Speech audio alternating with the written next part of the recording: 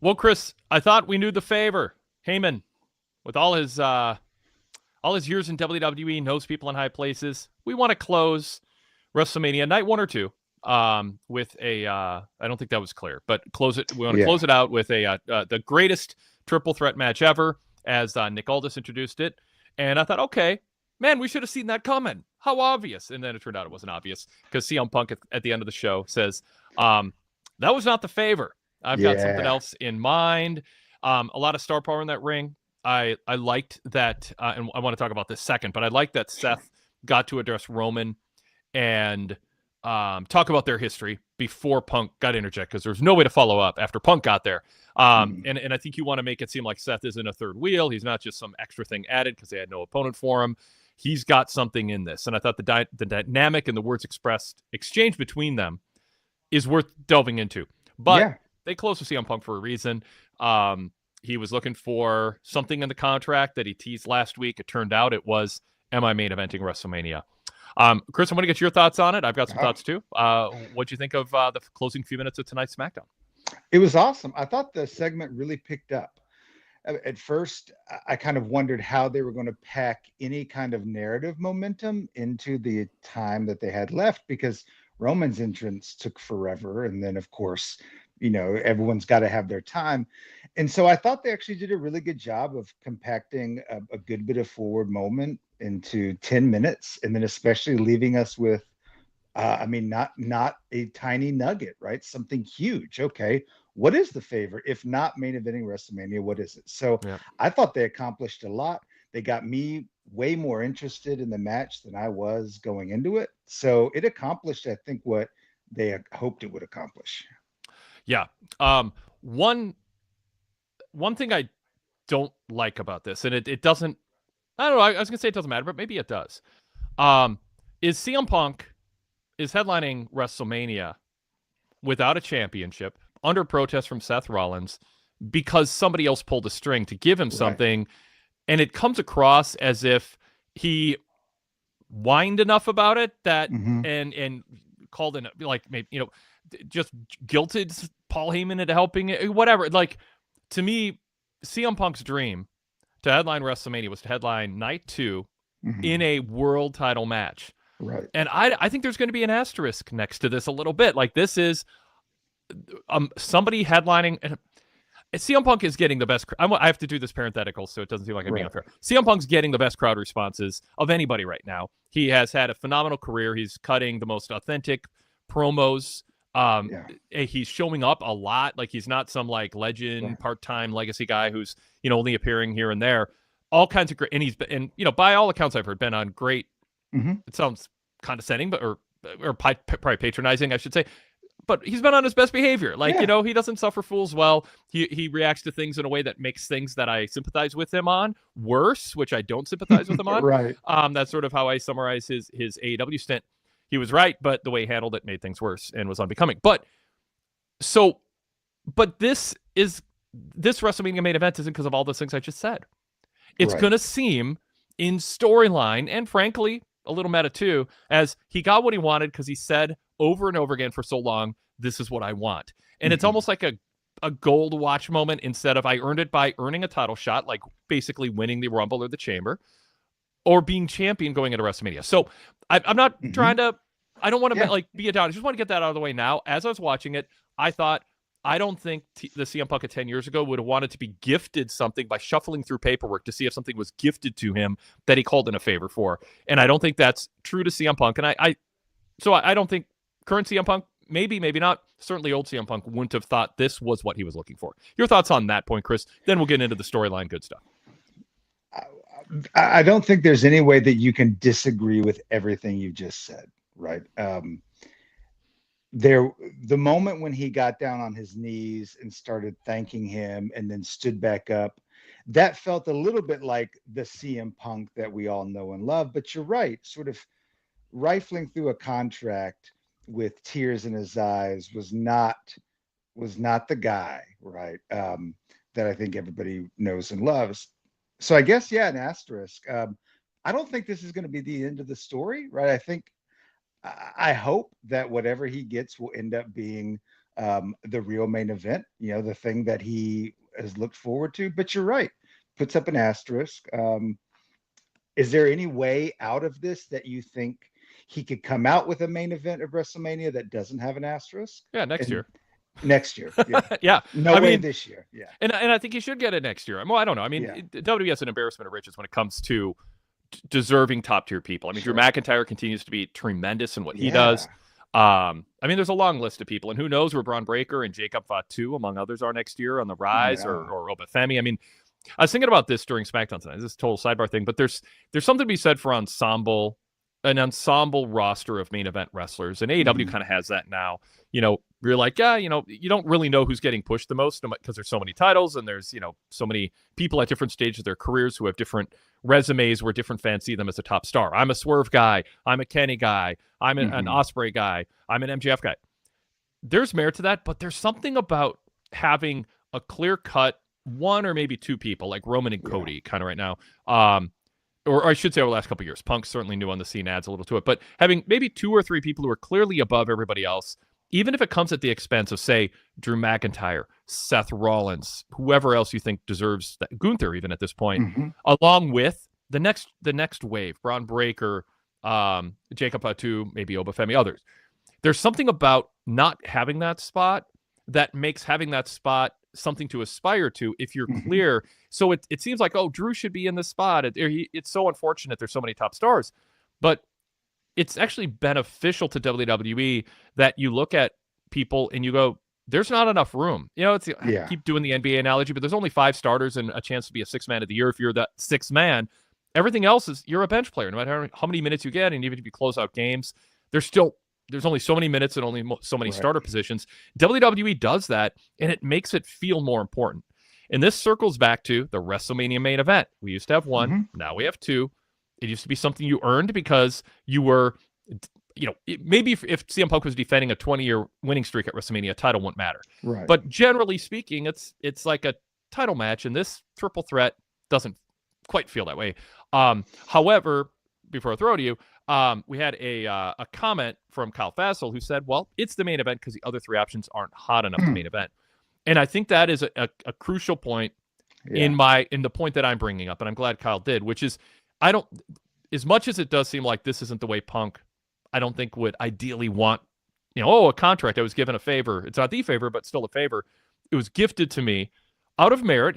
His character, and in real life, he'd argue it has merit. He deserves it. But he's not displacing another match that obviously should be in that spot. Right. Now, some people are going to be mad because they think Gunther Jay should close the show, and Jay winning would be a great way to end it. And a month ago, that's what people were talking about. It's cooled off a little bit now. Yeah. But what you don't want is Punk to main event and then have it be the younger Punk on his shoulder going, you just stole a spot from somebody else. Use your clout to steal a spot from someone else. I think Kyle's right. I don't think Charlotte Tiffany or the women's situation is enough to feel like they're cheating. Jay Gunther, I think there'll be a little bit of backlash over that. We'll see how that gets handled. Chris, over to you for your thoughts on all that.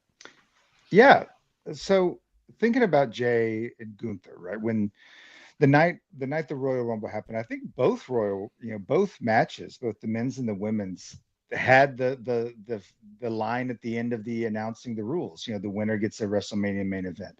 I think if they're going to continue to play musical chairs with their main events, regardless of what stipulations have been won or not, then they maybe just need to do away with that, right? That the WrestleMania main event is not the guarantee at WrestleMania if you win the Rumble, right? So taking away some of that perhaps might make situations like this feel less like something's being taken away, right? And so they can eliminate the sting that way. But I think they're right. I think you're right. The Jay Gunther match has cooled off. Now they're telling a story where they're having him trip up purposefully to cover over an unintentional botch from the week before. I don't know if that's the way you want. I'm not sure either way that can be looked at. I mean, it'd be weird to have a slip up, give them a storyline, light bulb goes, hey, let's turn this into a story. Sure. But they might have. I mean, yeah. Who knows? Yeah. I could be off, but I think your points are well taken. And as far as the CM Punk on the shoulder. Who knows? Maybe in his old age, he's cooled off and realized he just wants to make it through. Right? Yeah. His 10-year-old self be damned. Yeah. All right, let's pause and introduce the show, and then we'll talk more about that closing segment. There's more to talk about, including the Seth Roman dynamic, Paul Heyman's role. Oh, and by the way, what favor is still owed? Right. Let the speculation begin. We'll also throw in some chat comments as we were talking. The chat room has been chatting about this. This is a Wade Keller Pro Wrestling post show for Friday, March 28th, 2025, and I'm Wade Keller, host of the show, editor, publisher, and founder of the long-running Pro Wrestling Torch weekly newsletter, and the website, PWTorch.com, with daily news updates, live TV and PLE and pay-per-view coverage, special articles from a great team of writers, flashback articles going back 5, 10, 20, even 30 years. I just put up my Raw 30 years ago report on PWTorch.com earlier today. We put up polls and more. So check that out. Greg Parks also has his weekly Parks' Take up with a look at the somewhat disappointing, at least going into today, run of shows in Europe. He felt it was a little bit below creatively expectations, and he delved into that a little bit, so I encourage people to check that out, pwtorch.com. The other voice, and if you're on YouTube, face you see on the show, is my co-host tonight, Chris Adams, a PW Torch contributor. Chris, welcome. Good to have you back in the co-host chair. Thanks, Wade. It's always great to be here talking wrestling with you on a Friday night. If you like anything that I say, you can read what I write for the Hits and Misses column for Smackdown. And Kurt Cadet and I have been having a lot of fun filling in on the Acknowledging WWE Daily Cast. So thanks for giving us space to talk wrestling. It's awesome. Tell people a little bit about what you've been doing, filling in for Javier these last few weeks on the completely free PW Torch Daily Cast feed. We present an ad-free version of that for our VIP members. But you guys taken the show in a themed and different direction than just talking current events. So it's been all themed about WrestleMania, right? On the way to WrestleMania. So we've been looking at top 10 lists. We've each taken our top 5 of a topic. So we've done top 10 builds to WrestleMania. We have done top 10 endings to WrestleMania. Today we recorded top 10 WrestleMania shows as a whole. Next week we're going to look at top 10 main events. So all these ways that we're trying to explore the history of WrestleMania, looking at some of the highlight marquee matches.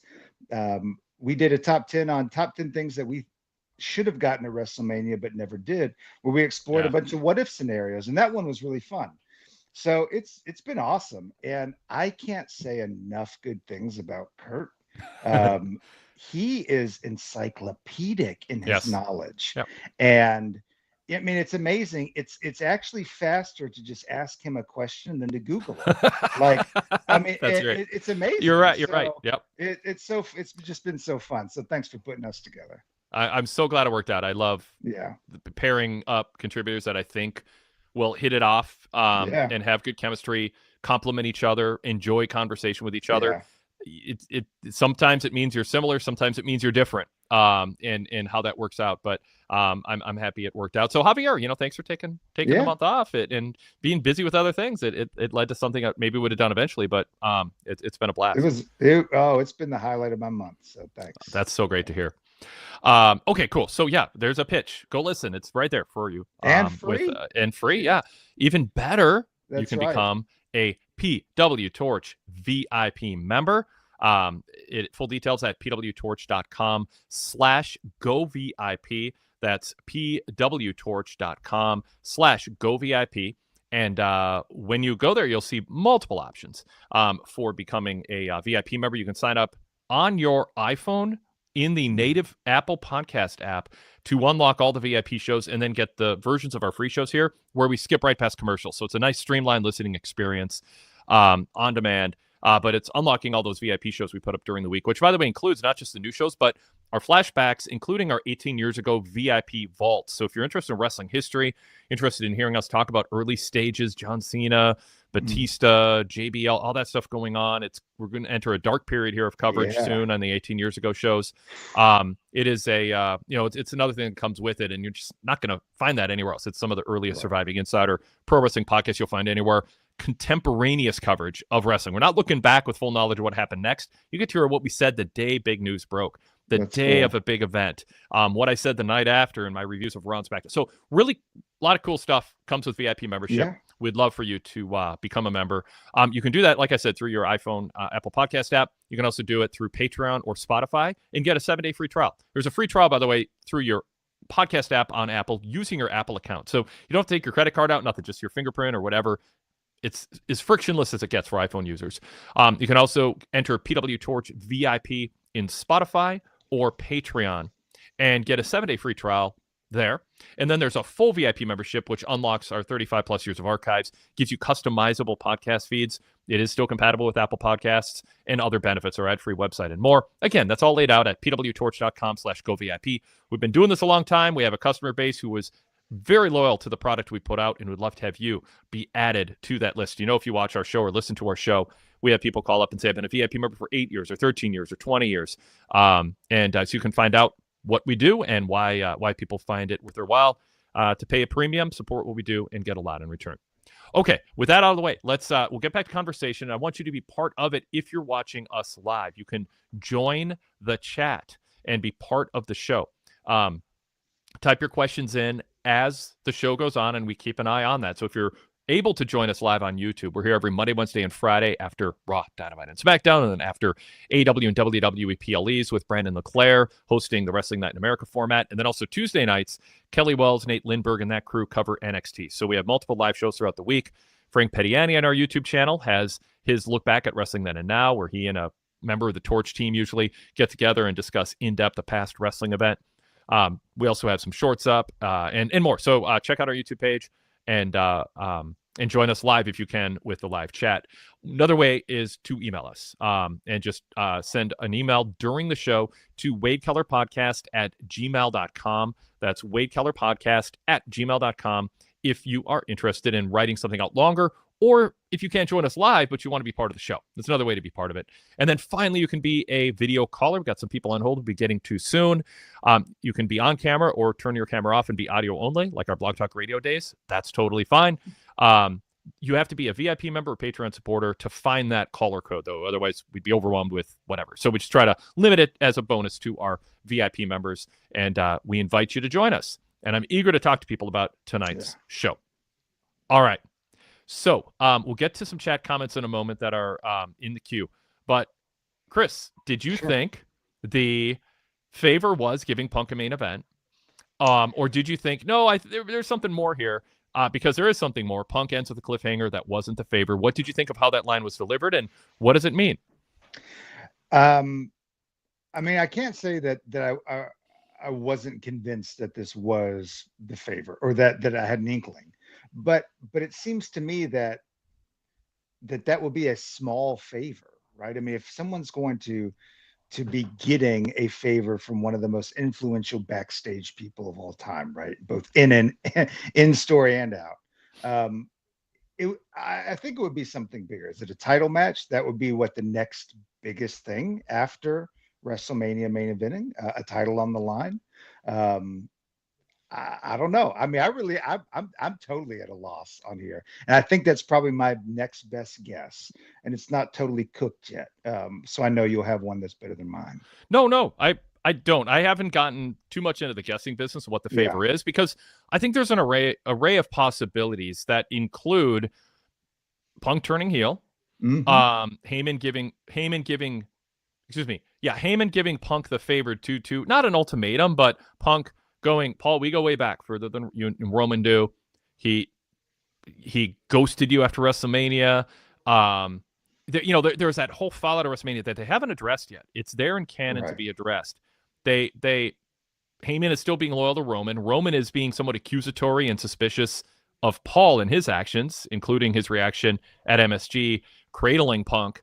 And Reigns like, what's that? They don't follow up on that, but they're planting those seeds, laying the groundwork of that, priming the walls for whatever gets splattered on it in terms of what's to come. And so, to me, the favor could include something like that. Roman, I think, has to stay. Has to is a strong word. Almost has to stay babyface. Punk turning heel gives them a whole array of options. It gives up some things that he hasn't done yet. But it also turns Heyman heel again. And I think Heyman with someone against Reigns can be the next big wave of something big. It puts Cody on a separate track. Hopefully I remember to get to the politics of Roman asserting I'll give him Cody credit for this boom period. Don't forget about me. I laid the groundwork for all this. Right. That was another fun thing too. So yeah, go ahead. Roman seemed, I won't say out of character tonight, but he felt more theatrical to me tonight than he has in some time. And I'm not quite sure what to make of that, right? Either he smoked half a joint, since we know his history, right? Or he was just feeling himself in what they were doing. But I noticed that he had an affect of the mafioso boss in a way that he hasn't in a while, which was both entertaining and then felt slightly out of step with what's been happening lately. Was it off-putting or authority asserting? I'm choosing an alliteration over better words. No, that was good alliteration though. Thank you. Yeah, it was. I won't say off-putting. What it did for me is it made this segment feel like when you're watching a true stage play and everything, they have to act larger than life in order to communicate with the people in the cheap seats, right? And I know that that's a part of wrestling, but it felt like it was too big for the way they were filming it and the way the conversation was going on. So it was strange, not off-putting, just strange. Yeah. I do not know what to make of the Punk Heyman Romans dynamic. Yeah, it's weird. I don't get a consistent. I don't feel consistently steered in a certain direction. I feel like I'm getting a mix, which is sort of natural with three baby faces in a triple threat match to a degree, because you're like, oh, I kind of like what Seth is saying. He could say more. Kind of like Roman's kind of right about certain things. Punk is Punk and all that. So I mean, the favor can include Punk turning heel. It can include a double cross by Heyman and Roman, but then that's sort of them turning heel again. I don't know if they want to do that, but maybe Jacob Fatu's popularity gives them a feeling of, what, there's more to do as heels. And so we can revisit Cody. I don't know. And then The Rock's in the mix somewhere there too. And I don't know. Or is that he plays. Well, true. Yeah. Well, he's in the mix of our speculation, whether he actually turns up again. Maybe they should do a secret ballot backstage and see if anyone wants him back. That's right. Or with the fans. They could do it like they elect a pope. You have the chimney with the smoke come out. Like if it's white, then we want the final boss back, right? Yes. Yeah. So, all right, that segment, there was a line in there going to character motivations where, again, the segment, it made me more excited about the match, but it also brought up some strange questions for me, like Seth Rollins saying, main eventing WrestleMania is the most important thing in his life. The only thing more important than that was CM Punk never main eventing WrestleMania. Yep. But bro, we know you've got a wife and he should say professional wife. Yeah, like professional. Find a way to say that so the motivation, the character motivation doesn't feel hollow in a way, right? Like that should not be the most important thing in your life, pal. Like let's find a way to make it feel substantive rather than just petulant. And they've got to put some meat on it for it to not feel like that if it doesn't stick the landing, So we'll talk more about this with callers, I assume, as the show goes on, so we don't have to continue to talk amongst the two of us here. The comments from Seth, I said I want to get to it. I feel if I don't do it now, we won't get to it. So everybody who's on hold in the waiting room will get to you in a moment. But quickly, Seth laying out his version of the Shield and that we were here to change the industry, and we did that. And then Reigns, kicking back in the chair, acting pretty cocky and going, the we died a long time ago, and I am the one who gets credit for Netflix. I'm the one who gets credit for this boom period. It felt like it wasn't just a shot at Seth. It's a little bit of a declaration to The Rock to know his place. Yes, you got executive power, you're a movie star, but let me reassert not only to Dwayne The Rock, the Final Boss Johnson, but also TKO executives. Let's not forget, just because I'm not here every week, I carry the Bloodline storyline with Roman as a centerpiece and Heyman brilliantly as the co-star, best supporting actor in that ongoing movie. They preceded Cody in the boom period for SmackDown viewership numbers, and they made, they gave Sammy new life, they gave Jimmy and Jay a whole new chapter of their careers. Gave an opportunity for Solo, which has now begat Jacob Fatu. A lot of things that not only happened at the time, but now it spawned other things. It's good for him to assert that sort of in a meta sense, but storyline wise, it's like, I predated Cody. Cody's the top star. He's headlining against Steel John Cena. But it did sort of feel like Roman going, I'm not here all the time, but let me remind you of who I am and what I have actually done.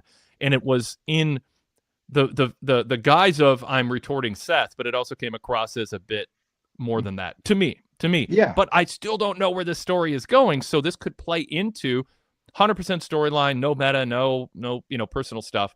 And then Seth, gave a response. We could say I'm here all the time and you're not, but I think everybody should lay off the part-time stuff about baby faces. I don't think it's productive to draw attention to that, because that's become a heel thing, and it can interrupt the flow of the story you're telling if that becomes a predominant reason people like or don't like you. So I'm glad he didn't do that, but it did limit him a little bit. But he did say, I'm here to clean up the mess. So Chris, your thoughts on that exchange? I think that factors in or is related to the performance piece. So when he went into I'm the one who got the Netflix deal, right? I agree with you. It felt like it was more than just Roman Reigns, the character, talking. It was Joanna White saying, I am responsible, right? Because there was that segment that opened the show with Randy Orton essentially saying to Cody, like, you single-handedly changed the industry, which we all know wasn't single-handed, right? So you have the show starting that way. So maybe it was Roman wanting to say, look, I've got to get my piece in too. So I think you're right on that. But again, how can you keep claiming your position of authority at the head of the table when you really aren't showing up simply because that's the schedule you can make for yourself, right? I'm not going to call the man lazy because you're muted, Wade. I just want to get that out of early. It comes with a price, Chris. If you want that time off, and by the way, Roman's got his priorities straight as far as I'm concerned. He's got, family, 10 plus. Yeah, well, I was going to start with the more superficial, less important thing, which is, $10+ million in the bank. I mean, whatever the that's true. Whatever the new number is that gives you absolute time freedom and the ability to make any choice in life you want. Somewhat depends on where you live and what's important to you in terms of toys. But some would say that's, 2 million. Some would say it's 3 million or 4 million. Maybe for Roman, it's 10 million if he has expensive taste. But he's reached that stage where there's very little extra happiness and zero time for him to be gained if he's not irresponsible with his money. Yeah. For working more to earn more now in his late 30s.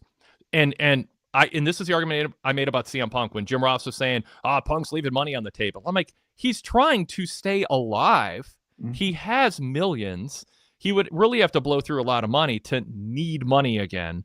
Let him step away when he's mentally beat. This idea that you just chase every dollar you can get until you're dead or too old to enjoy life, and miss out on your kids growing up, or miss out on going to Blackhawks games, whatever your thing is. So Roman Reigns, I admire for putting family and free time first. He works for a corporation. I think he's wise to the game. Yeah. That all said, because I want to preface that by saying I'm not being critical of him for making that choice. I think you're making great points. Yeah. But the reality is it comes with a price in terms of what he wants professionally, and what you said, Chris, which is his character. And I think he made the right choice for him, but it is a choice. And part of what comes with it is he is going to lose his grip on being the guy. Yeah. Because he isn't a full-time guy immersed in storylines, and Cody is the centerpiece. He's targeted the John Cena heel turn. There's more people. There's probably people who would pay to see Jacob Fatu over Roman Reigns right now because he's the shiny new toy and he's awesome. So that stuff is going to happen when you are away. And I'm underlining your point with the caveat being, I think it was worth it for Roman, but we can't pretend you're not right that it does take a little cachet away or a little leverage away from the stories he tells. But I think we're on our way to him grabbing some of that back. I hope so. And I think you are exactly right. Like he put his time in, and he's got all the help, he's got all the reasons for why he he can make that schedule. I think I just would like to see him around a little more, not necessarily every week, right? But just a little bit more, so that he can feel like the real final boss should feel, right? Mm-hmm. And that mystique is gone. And I don't know if they're doing enough to get it back. And that's maybe, and there could be other ways without forcing him to show up. Mm-hmm. So I guess I'm just feeling a little disappointed and impatient and ready to see some of that grip come back, or yeah. Yep. Very good. All right, let's see.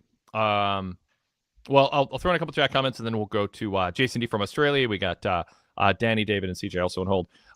Derek Mitchell says the Bloodline story was like a great TV show, and all the spin-offs that birthed Brock Lesnar, Cody Rhodes, Sami Zayn, KO, Randy Orton, Seth Rollins, Drew McIntyre, all benefited and changed. And certainly, I hope we get to Drew and Randy and what they did there with them as the show progresses. Kyle Fassel said, if Wade doesn't do the mute 1 week, I'm going to make the same face that dude in the crowd when Undertaker's streak ended. Very, very funny. Yes, everyone's commenting on it. I will never mute myself and speak on purpose. I am promising everybody that, to keep the streak alive. I want it to be genuine. I'm not going to do anyone a favor. I want the streak to be legitimate. I don't want it to be something that gets put in an orchestrated. I'm trying to tie this into CM Punk getting gifted a. It's not working. I don't think. I don't know. It worked for me. Okay. All right. Yeah, it was working. All right. I'll take that then. Thank you, Chris. Yeah. Let's see. Okay. We'll catch up in the chat. I've started some things so we can get to it. Super chats always are invited and welcome if you so want to support us that way. And that certainly will get my attention. We interrupt programming to get super chats on the screen if you feel like you're going to get lost in the mix of all the comments. All right.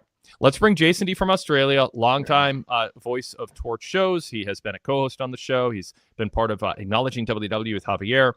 And dates. It's worth listening to our 5 and 10 years ago shows to hear Jason call in and provide his insight on different eras. And we now bring him in to get his take on what we saw tonight. Jason, how's that for an intro? That's a wonderful intro, Wade, and I appreciate that. Yep. And I'm acknowledging.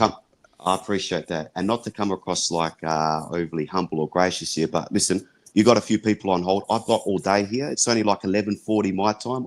I'm happy to sit back, relax, get to the other people, because I know I can go on a bit. You can leave me on hold, get to the others, mate.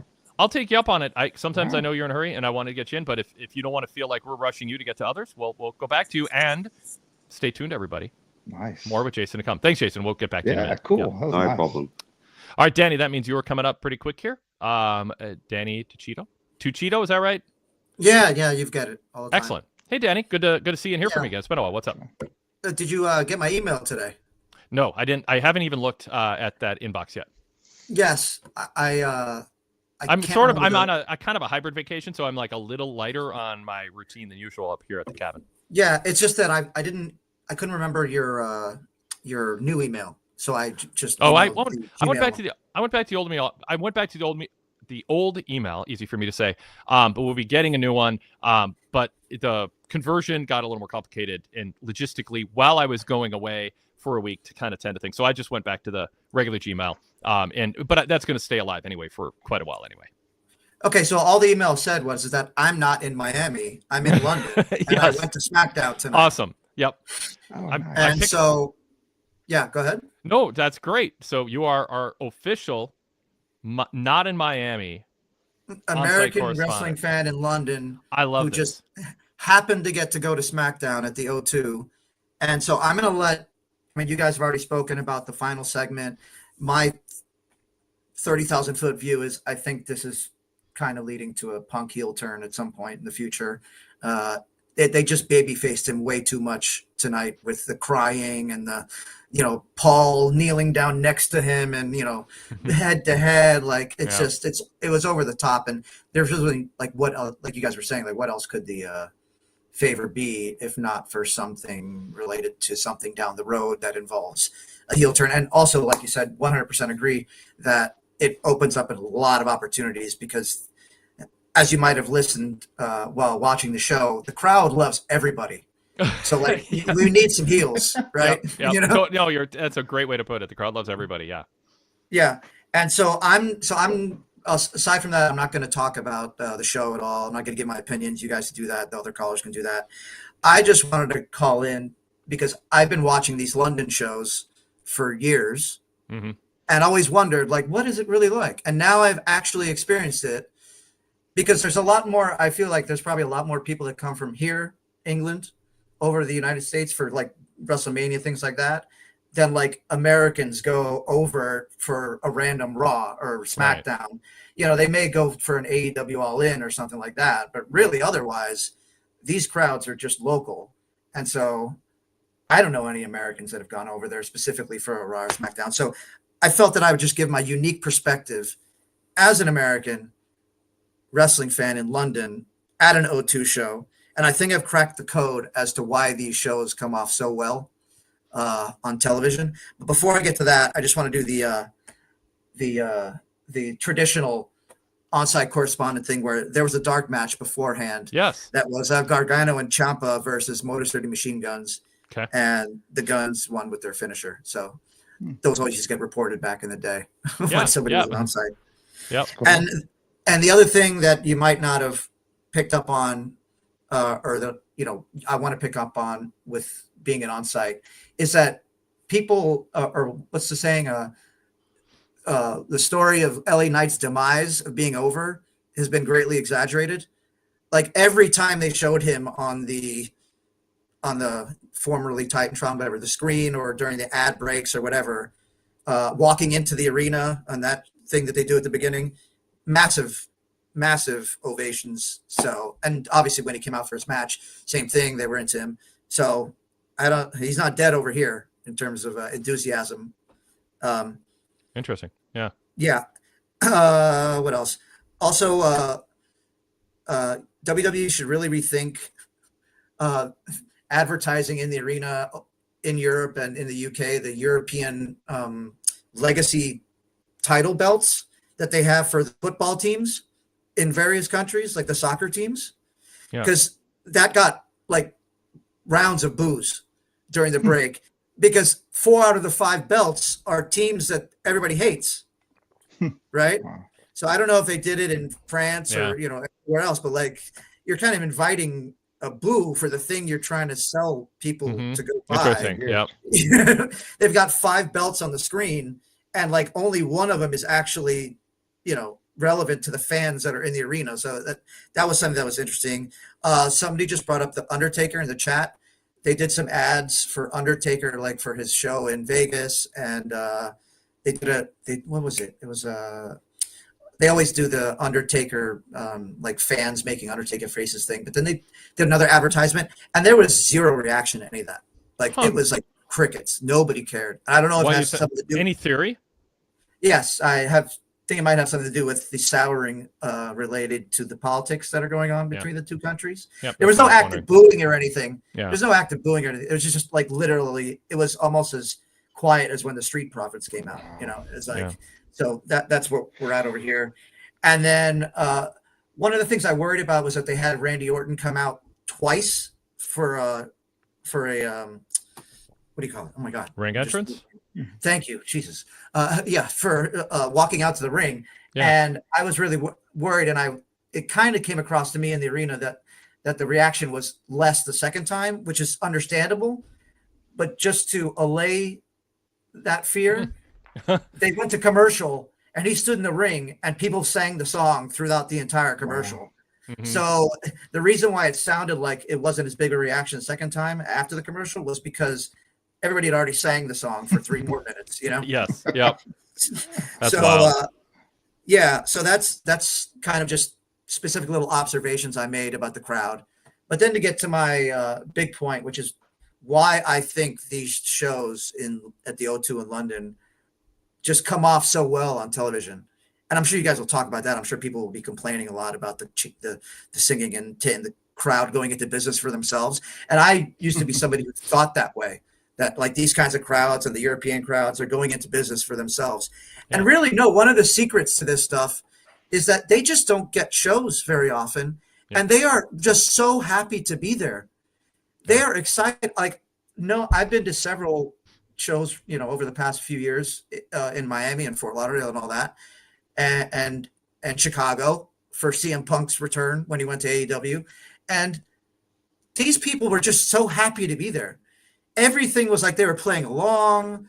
Everybody's just, I don't even know how to explain it. I mean, if you have any questions, you could ask, but like, it seemed like just everybody was so happy to see the WWE in London.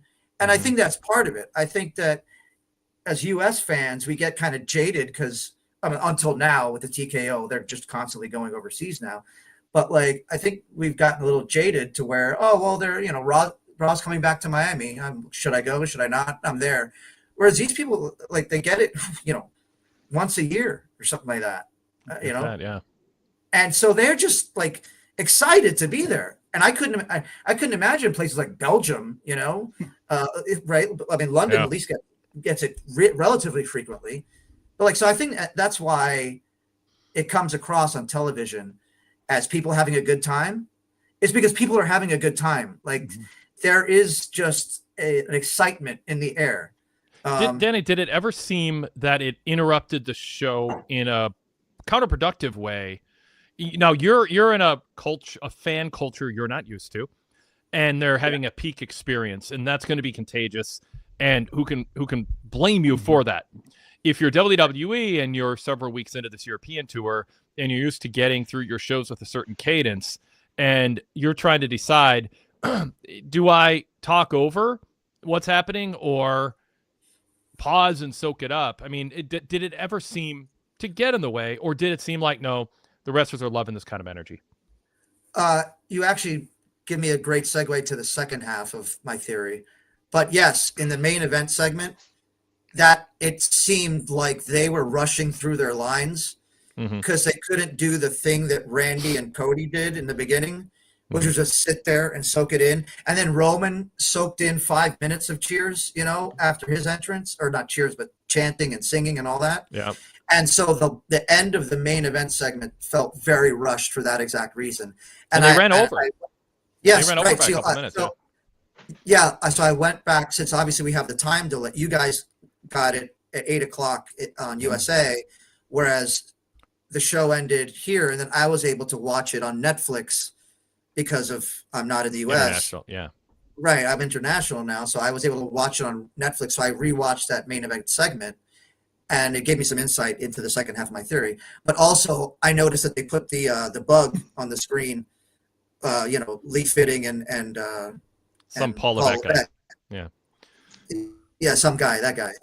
He has the funny sounding name and spelling name that I can't remember. But but yeah, they put that on the screen, and they actually faded to black. I don't know if that happened in real time or it was just for the Netflix version. When Punk got up and said, basically, when he got off his knees and said, "And that's not the favor I'm owed," and dropped the mic, he took one step and it faded to black on Netflix. Yeah. I mean, obviously, sitting in the arena, I had no idea. But the point is that to me, watching it back, tells me that they were rushed. To answer your question, they were rushed because the crowd was just kept going and going and going, and they were, on a hard out at a certain point. And so, yeah, I totally agree that that's something that happened. But that was the only time. Yeah. Everything else, I mean, obviously, that's the most likely time for it to happen because they're up against it. And they can, try to cut time later and give time earlier. But then, so that goes into the second part of my theory, is that one of the things I noticed watching it back again is that there's a bit of microphone sound magic that WWE does. Because, for example, in that main event segment, you couldn't and for most of the night, actually, when people were like the first segment, it was hard to hear the people talking in the ring. But on television, watching it back, it was crystal clear. And the reason was that they have it somehow mic'd that the crowd, when they want them to sound loud on television. But when they want the wrestlers in the ring to sound loud or whatever, normal, they kill the audio of the audience and raise the audio of the mics. Whereas in the arena, they're still chanting. Like, you couldn't even hear some of the chants that were going on. It was still going. They were still singing. and it would fade out, and then they would bring up the mics in the ring. And so that's another thing, a little piece of magic that Can they do that for swearing instead of muting everything? Like just turn down the crowd volume? That would be right. cool. That's another thing. I wondered what happened when what the hell, the crowd started swearing, right? I can't remember. It was 6 hours ago or something. There was what was it? I can't remember. But yeah, they should do that. You would think they would do that, but they like the whole part of you blanked up. No, they don't like that one. What's a better one? There's a blank you Roman. That right. Thank you. Yeah. I mean, you got to remember, it's almost 4 o'clock in the morning here. Yeah. So Man. I'm running out of steam. But so that is the other piece of the magic, is that they manipulate the audio volumes, and so the crowd is loud the entire time, and they just kind of pump it up when they want the singing and all that stuff to be heard. But it's going the whole time. My point here is that how Pretty Deadly. Okay, the guy next to me. So for audio listeners, so they know why you're jumping in. Oh, okay. Sorry. Yeah, no, that's okay. BJF said, "Can you ask Danny how Pretty Deadly were received in the crowd live? Didn't seem too loud for the entrance, but they seemed like baby faces from the crowd during the match." And I threw that up now in part because it plays into what you're saying. I'm curious if what we experienced on TV, which wasn't a big response to them, despite Barrett going, "Oh, their hometown crowd, this would be great." How did that go, Danny, in person? Okay, so that was a note that I took down, but then I erased it because I just wanted to get through this quick, and I didn't think anybody would ever care about that. Well, BJF. Yeah. Well, I mean, I'm glad great minds think alike. Massive pop. They were like, the crowd was loud the whole time during that match. I mean, not the whole time. That's a little much, but like, as somebody who views from the United States and watches every week, Pretty Deadly. I made fun of the Street Profits earlier, but like they're the same thing. It's crickets when they come out, and for some reason people like them. I particularly don't, but that's neither here nor there. It's all subjective. But they don't get any kind of reaction, and then they get this huge reaction. And then the guy next to me tells me, because they were wearing the like Union Jack tights, right? Mm-hmm. And he tells me, yeah, they're the British version of Fandango, and who was he teamed with back in the day? Oh, I don't even remember. I mean, Fandango and Fandango teamed with whom? We need Kurt. Tyler Breeze. I was just about to say Tyler Breeze. Thank you, Tyler Breeze of Fandango. Yep. He's basically told me, yeah, no, they're the they British did fun version. comedy stuff. How could I forget that? Yeah. Go ahead. Right, and people, that are over amongst a certain segment of the crowd, and so no, but it was because, I mean, I didn't know until that moment because I don't pay attention to them that much, but like they're British, I'm assuming, and so like they got a lot of cheers. Whereas it's interesting to hear that on TV, you didn't hear them. Mm-hmm. That's what BJF was saying, right? Yeah. Yep. Well, that's what he was asking. If they got no response or a lighter response than others or what. So, for whatever reason, I don't think WWE would have an incentive to make it seem like Pretty Deadly are less popular in their home country since they're being portrayed as baby faces. So I don't really know what to make of it. I'd be pure I speculation. actually think that it's when they go into the slow-mo part of the intro that affects, that the sound gets bumped up and it affects how we hear the crowd. That's always been my take when they do that weird slow-mo thing. Yeah. And now there's one last part of the theory that kind of relates to the second one. And I think this one is probably the thing that does it the most, is that the concourses in the O2 Arena are eerily, they're like ghost towns. Nobody's out there. Interesting. Everybody, so like there were 16,000 people. Yeah. They don't leave. They're all in the arena at this. They don't take like, your quote unquote popcorn break. The concessions are so efficient in that arena. Yeah. That people are able to go and get back in the commercial breaks. Now you're making me jealous. Yeah. No, obviously, as an American who has been to many American arenas and stand in line for 45 minutes, yes, I was very jealous as well. And it took me by surprise, which is why I noticed it. But I think that that's also an element of why these shows come off so well, is because it's a 16,000 person crowd that, like, it's all 16,000 of them. It's not Yeah. like, Yeah. other places in the US where, they have 13,000, but only like 9,000 are actually watching what's going on. And the other 4,000 are waiting for, beer or something, For years during the Randy Moss, Chris Carter, Dante Culpepper, Rex Smith era of the Minnesota Vikings, I was a season ticket holder with Jason Powell and others, and I had to choose which quarter I was going to miss in order to go to the bathroom and grab any kind of drink. The Metrodome was so anciently underprepared for crowds. And we also proudly sat in the last row of the arena of the dome.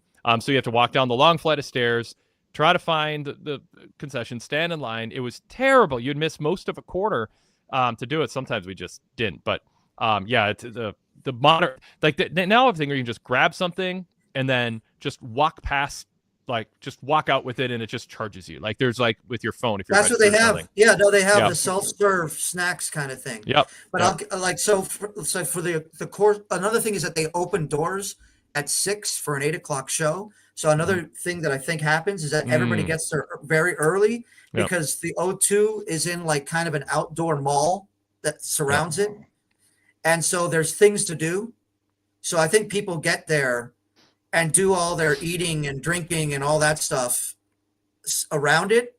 Yeah. Or when they get in for the hour and a half or 2 hours before the show happens, then once the show starts, they don't move.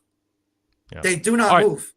Danny, next topic, Drew McIntyre. I got the sense he was a heel when he came out. The more he talked, maybe some fans turned on his side, and then he ended up heel again. Like, what was the ebb and flow of the reaction for Drew? I didn't perceive one. Okay. I thought he was a face pretty much the whole time. Oh, interesting. I mean, obviously, though, there's the whole English and Scottish dynamic. Yeah. But that didn't apply whatsoever. Like he came out as a heel. And there was like you're kind of saying, there was. I heard them chant. The thing that stood out to me is when he came out, I thought I heard boos and they saying Cody's name. Right. But then that was it. But then the more he talked about Nepo babies, then they started cheer. I felt like the tide turned and they went towards him. But then he got a CM Punk chant too, and so it did. It felt like there was this ebb and flow boo cheer, and then we're 4 punks more than you, even though you're from around here. That could have been part of the mic thing. Where when the crowd was doing what WWE wanted, they put the mics up. Whereas for most of the time he was, in our presence, he was being cheered, or the Drew McIntyre song was being, sung and all that. And they just killed the mics when they wanted it to sound a little, less babyface-ish. That's probably the explanation for that. Yeah. All right, very good. Oh, go ahead. I'm done. I just one more thing, 2 seconds. Going back to what I said, people just want to have fun. So I was saying I've been to several shows in the States, and you would think that the stereotype is that the London crowd, oh well, they're so loud and they're singing, it's because they're drunks. The hooligan kind of stereotype of Brits, right? 100%. And no, actually, yes, 100%. No, not a stereotype at all. Exactly. Yeah. And it turns out that actually this is the most polite crowd that I've ever been around. Like I sat on the aisle, and every time somebody was coming in, they'd be, excuse me, oh thank you. And then I even had somebody shake my hand at the end of the night when we were all leaving, like thank you for getting up. And so like I don't know where that myth comes from, but the other part of it is that I've never seen so many kids since I was a kid, like at the Royal Rumble '91 in Miami. Like I've never seen so many kids, like 8-year-olds, that age. And so you would think, oh, well, this rambunctious crowd, they're drunks everywhere. And, people are being, obnoxious and whatever. No, like everybody's bringing their family, like small kids. Yeah. And so it just goes, I'm just bringing that up because it just goes to my point of like, I think a lot of this is just these people are there to have a good time. And it comes across on the screen when people are having a good time. Yeah. And so that's my piece. And I will bid you guys adieu. Wade. Well, no, I got a couple questions for you. You go through your list. If you got I know it's late. We won't keep you long. No. I'll keep going. I thought you were rushing me off. No, I felt we got the concourse short line discussion. I thought we had covered that, so I was ready for on that. Let's keep going. It was good, and and I'm like, it's getting late. I don't want to keep going. I don't want to run. See, now you're being too polite, just like the Brits. You know what? You're really testing my patience with that whole thing about the concessions, and I thought of just cutting you off. How's that? I wish I'd have taken it. I wish I'd have taken a picture of it. I would have emailed it to you. You could put it on the screen. Guys, I'm in Right the with middle. the- Do I need to moderate? You are in the middle. here? Yep. Yeah. So my serious question for you is Roman, Punk, and Seth. Who was the crowd more enthusiastic for? And I use that wording carefully because they might like someone better, but they might like to sing a song or do a chant more. Just who had more crowd enthusiasm, because we saw each of them come out and each had their moments in that closing segment. I think Roman more so than Punk. Seth was kind of a afterthought among the three. But they were into the singing. I mean, right? Yeah, but not for as long as they sang for Roman. Okay. Like that, they had that. They had to That's what get I'm out of that asking for, yeah. segment quickly. Like they sang for like 5 minutes for him. Like I don't know if after, I'm sure after he did his entrance, they went to break and then came back. They did. Right? Yeah. So that's another. God. That was another Randy Orton situation. Yeah. Where like they were singing the whole time. Wow. But like in the beginning of the show, again when they show the people walking into the arena, like Punk got the biggest pop, Cody got the biggest pop, and then he got a bigger one because he was actually walking in. I wrote it down, but I would say you're kind of onto something there where like it was definitely Punk and Roman up here, mm-hmm. and then Seth down here. And during the night, you know, there would be CM Punk chants, not the way they used to be, you know, back in the day, where it was obnoxious. But just if his picture came up on screen, he'd get the reaction. Somebody would start a CM Punk chant, you know. Yeah. But in terms of like actual when they're in front of your face, Roman, I mean, people were like the kid I was just talking about, like he just kept chanting OTC, like even before Roman came out. Like this kid was actually one of the smartest 8-year-olds I've ever smart in terms of wrestling. Like he was asking for Jade right before Jade made the run in the like he knew that. Then in the Charlotte match, he was wanting Tiffy to come out because he was chanting for Tiffy the whole time. And then the very next like backstage interview is Tiffy after like this kid was I don't know, That's great. He needs to put down the torch or something, you know, like he needs to like get rid of the subscription, you know. Yeah. I mean, he must be on your VIP list or something like that. Yeah. But yeah, so he was into Roman, not Punk as much. But then also in the crowd, again, like I would say there are as many OTC shirts as there were Punk shirts. More so the WWE, the newer black and blue WWE version ones and the old school ones like this. But yeah, I would say in the crowd, to answer your question succinctly after 5 minutes of jabbering, is that Roman definitely. You're really testing my patience, Danny.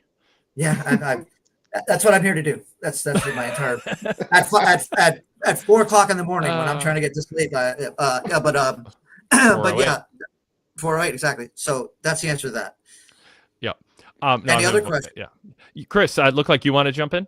No, well, I'm actually just enjoying the vibe between y'all. The only thought I have is Danny, man. One thing that I think I appreciate you pointing out was there did seem to be an overemphasis tonight and the camera work on the show on highlighting people having massive amounts of fun. There was a sense of celebration that really came across. But I also just want to say thanks for picking that up because that's one of my favorite things in watching wrestling is just how much freaking fun it can be. So I'm gonna back out and let y'all two keep on. I think. Go ahead, Wade. Oh no, I was gonna underline what you said. Sorry. We're having a Wade and Todd kind of situation going on right now. Crowd is having fun. Is clear. Yeah. Obviously having fun. Yes. Were there any John Cena chants, by the way? Speaking of having fun, like was there any Cena socks? Yeah, because he wasn't on the show. So here's another thing. Okay, going back to the point I made about how everybody gets there early and does all the stuff they need to do, and then they just sit there for the show, except for when they have to go to the bathroom. One of the other pieces of evidence for that I noticed was that people were wearing the London Cena shirts. And there was nobody in the merch stands. I walked the entire arena to see, right? Because I was looking for merch myself. I was seeing if they had anything that was specific to London related to Punk, but they didn't. so I didn't get anything. But I, went to the various merch stands, and there was no line at any of them. But in the sections around me, people going up and down the aisle, there was the Cena, London stuff. I don't know if they sell it online. Maybe that's how they got them. If they do, then I'm completely wrong, and let's remove that from the evidence from my theory. But there was a ton of Cena people. I mean, obviously with all the kids there, they were even wearing it still. So those are the not smart ones. They're still, or no, those are the smart ones actually. Wait, now to think about it, yeah, those are the ones that just think he's playing a heel as opposed to being one. Yeah. But yeah, so Cena, plenty of Cena stuff, and people were paid a lot of attention to that the video package that they played. The recap of Cody. Yeah. That was a lot of. They also, something else. Since I just thought of that, people were also really paying attention to that Bianca promo early in the show.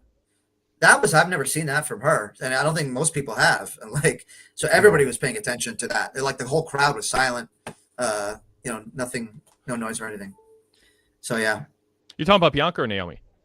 I'm sorry, Naomi. Okay. Sorry. I was like, oh, did I miss something? Okay. Yeah. No. My bad. My bad. That's on me. It's again 4:11 in the morning now. Yeah. Very good. I do have one question for you, Danny. You mentioned the Street Profits a couple times, getting zero response. What's your read on that? You think that's isolated there to the European scene, or is that I don't know. Problematic? I don't know. I don't think it's isolated to the European scene. They're a hard one to figure out, or difficult, I should say. They're being booked poorly.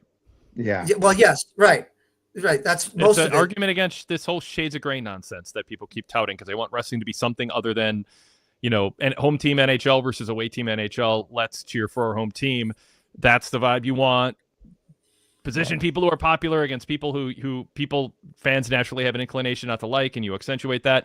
The Street Profits are in this shades of gray. Yeah. Middle zone. And again, people use shades of gray differently. Some people mean it like I mean it, which is you can be a good guy but not pure, with some faults, and you're dealing with them. A shades of gray can be a heel who every once in a while you're kind of nodding going, yeah, he has a point here, but I wish he handled it better. I'm for that shades of gray. But I think some people misinterpret that as let's create a completely ambiguous experience that leads to ambivalence. And the Street Profits right now are the prime example of that. They should turn heel or change your gimmick and be a babyface, but the mixed signals the last month or so have hurt them. It's not working. Yeah, I didn't see. To me personally, tonight they just came off as heels. They acted like I know they've been that way for a while, but tonight specifically, because usually the Street Profits, for all that Montez Ford is supposed to be the this really charismatic guy, and he is on the TV show and all that, behind the scenes incredibly charismatic. They put him in that spot with Bianca, and it is Bianca actually this time. That's perfect, and it's one of those things where it just doesn't come across. I don't know, in the crowd or when I'm watching them on television. That's why I'm saying I can't place it. I think you're probably right. It's the booking at the end of the day, whether it's also the shades of gray thing or not. I mean, because even when they were baby faces, they had a short run of people really liking them, and then it kind of faded out, and that was probably the booking. And then there was the whole era of them are we turning heel? Like you were just talking about, are we turning? And that seems like it's been going on forever. And then only recently they really started to, maybe lean a little bit more into the heel stuff. But it's mostly the booking, and the shades of gray part doesn't.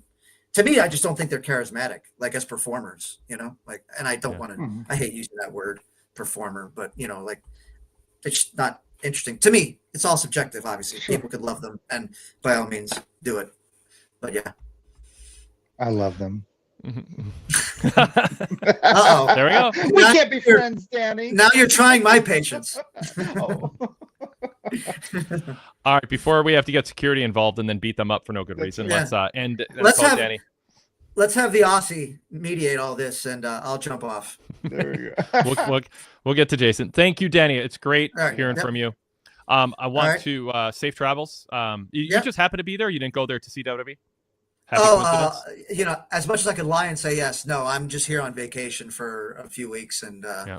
it just happened to line up that I'm in London tonight, and it said, you know what, Perfect. this would be a hell of a show to go to, That's awesome. and then I Yeah. then I can report back because I know Wade is always looking for correspondence. Yes. And I was Show going to say, correspondence. Danny, thank you. I'm going to plug that, which I haven't done much lately. So safe travels, and I'm sure we'll talk to you soon back stateside. Yeah. Go VIP, Excellent. Wade, the gentleman, as always. Good night. Thank you, Danny. Good night. Yeah. All right. Whoops. Let's see. So if you want to be an on-site correspondent, because you attend an event and you're able to join us live afterwards within about an hour or so, you can spend 5 minutes with us or longer, depending on how eventful it is and how much time you have. Just email the show ahead of time so I know to look for you and we can plan for it. WadeKellerPodcast@gmail.com, and I can get you set up with a way to call into the show and be part of it.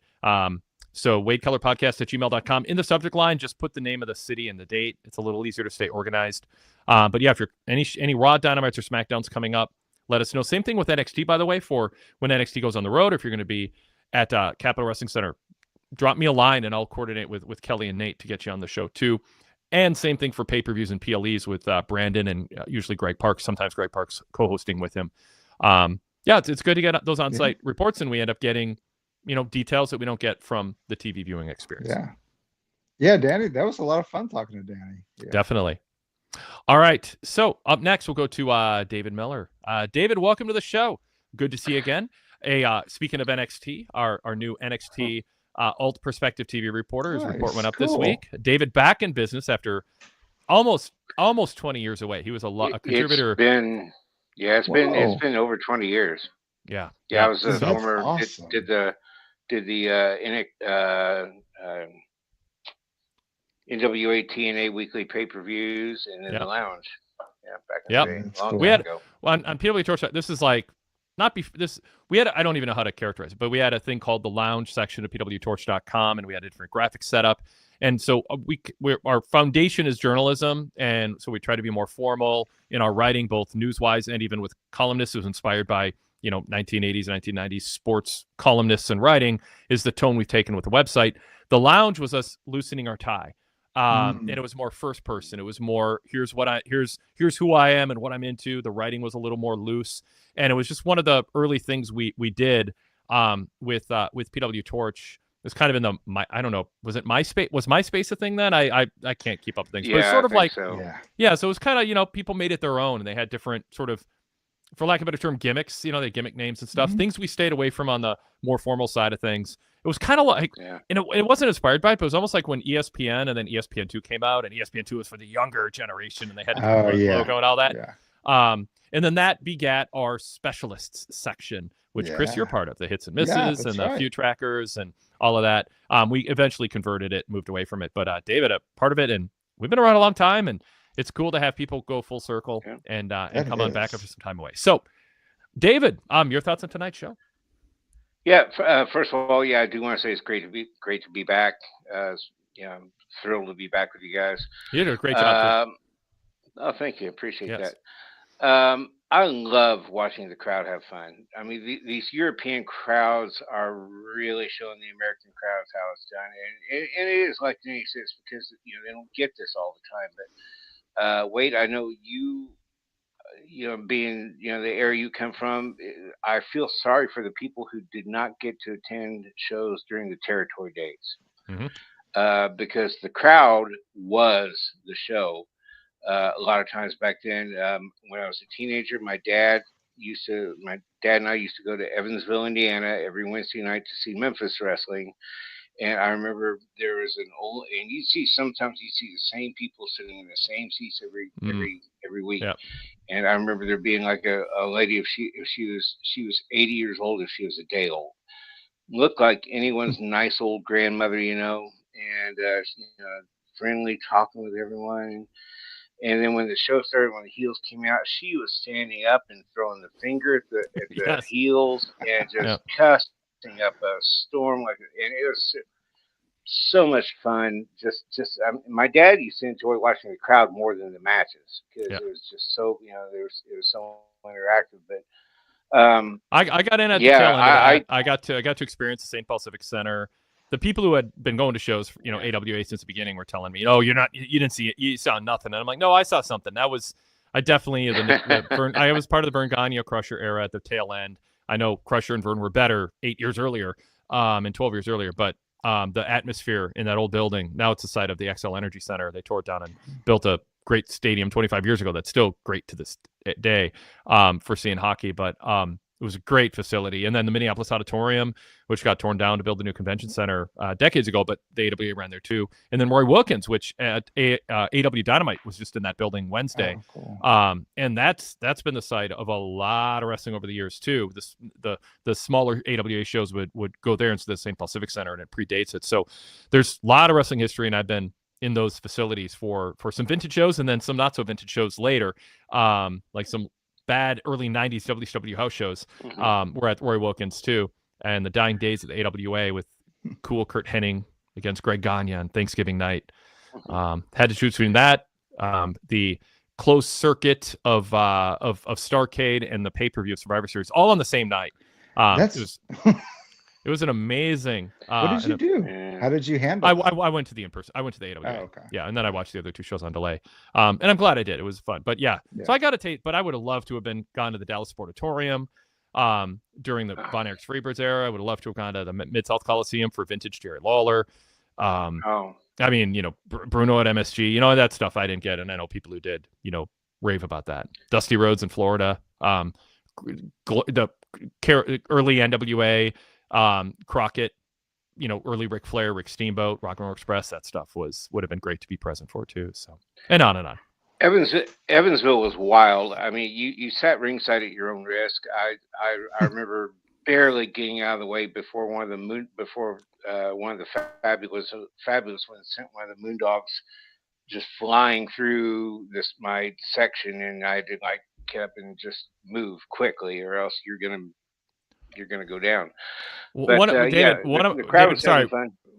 of my greatest thrills was getting a few years back to sit next to Stan Hansen, and just have drinks with him and tell him that when I was a kid, at the St. Paul Civic Center, wrestlers, they didn't have barricades up, but wrestlers had a path they took to the ring, and they would walk out the tunnel and then through the crowd behind the floor seats, and then at an angle to the ring through the aisle where fans would walk to get to the ring. And they only had ropes at ringside, not metal barricades, because there wasn't fighting at ringside very much. So it was a different era. Well, Stan Hansen took a different approach, the parkour approach, of course. He went from the tunnel straight to the ring. He plowed through all the folding chairs. He took a direct path to the ring, and he swung the bell rope, the cowbell on the rope, and everyone cleared. It was a very Japan thing that he and Brody did. And so I got to run from Stan Hansen and almost got plowed over by him and as a kid, and then I got to tell him that in person, and the look on his face, he loved that I got to experience that, and he loved that I remembered it, and it stood out to me. Awesome. And it was so cool, like the Road Warriors would come to the crowd, and as a kid, and the early Road Warriors, and they were red hot, you get to pat them on the shoulders or walk into the ring. I mean, it was just like that closeness and the lack of the space with the barricades was really cool. Although obviously, slapping hands with wrestlers who choose to high five you or shake your hand and stuff is cool in this era, but you pretty much got to choose to be right up against wrestlers back then too. Cool. That's the way it was in Evansville. They had the ropes around the ring, and I remember sitting ringside one night. It was Jerry Lawler versus Steve Keirn. Steve Keirn was a heel.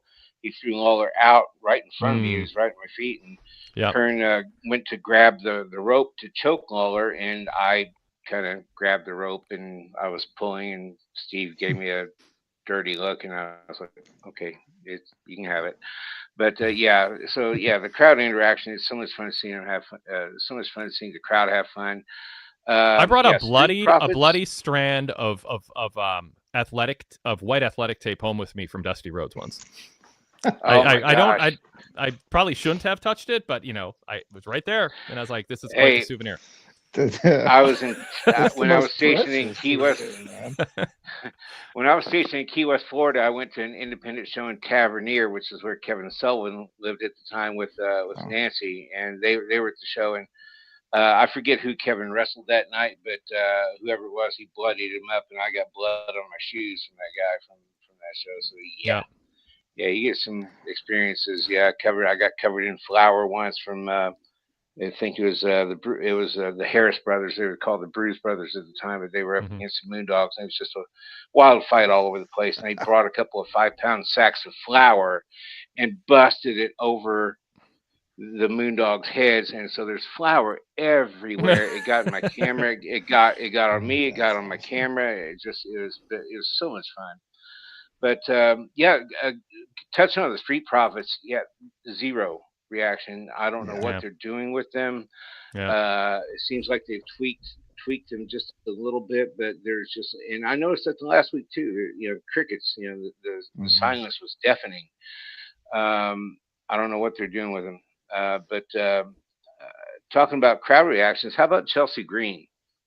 She is getting some great I mean, she's still the heel, but she's getting great reactions from the crowd. And I even saw a viral video a couple of days ago.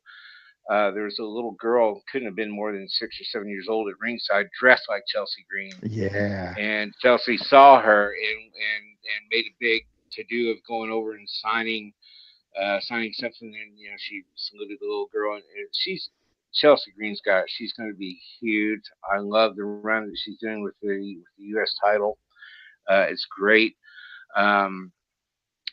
Let's see. As far as the main event goes, that really surprised me when Punk stood up and said, "Yeah, that's not the favorite." I'm like, "Oh, okay, what is it then?" And I like the fact that I don't know where they're going with this. As far as the placement on the match or on the card, them being in the main event, I'm fine with that. I think it's definitely big enough to do that. I'm anticipating that being the main event for the first night, and then Cody and Cena night 2. I think a good opener though for night 1 actually, and I normally am not a big fan of this, but I think a good opening match would actually be Jay versus Gunther. Yeah, I think that one, either night 1 or night 2. Yeah, I think that would be a good opening because that's going to be a good, because I'm anticipating Jay winning. Yeah, I'm just not a prediction; it's a spoiler. But I think he's going to. I think he's going to take it. That'll give the crowd a good feel-good moment at the beginning of the show. And then how do you top that though? That's a problem. Like, how do you if Jay beats Gunther, and then you've got to follow that? I mean, I'd have to look at the full lineup to see who gets the curse of that spot.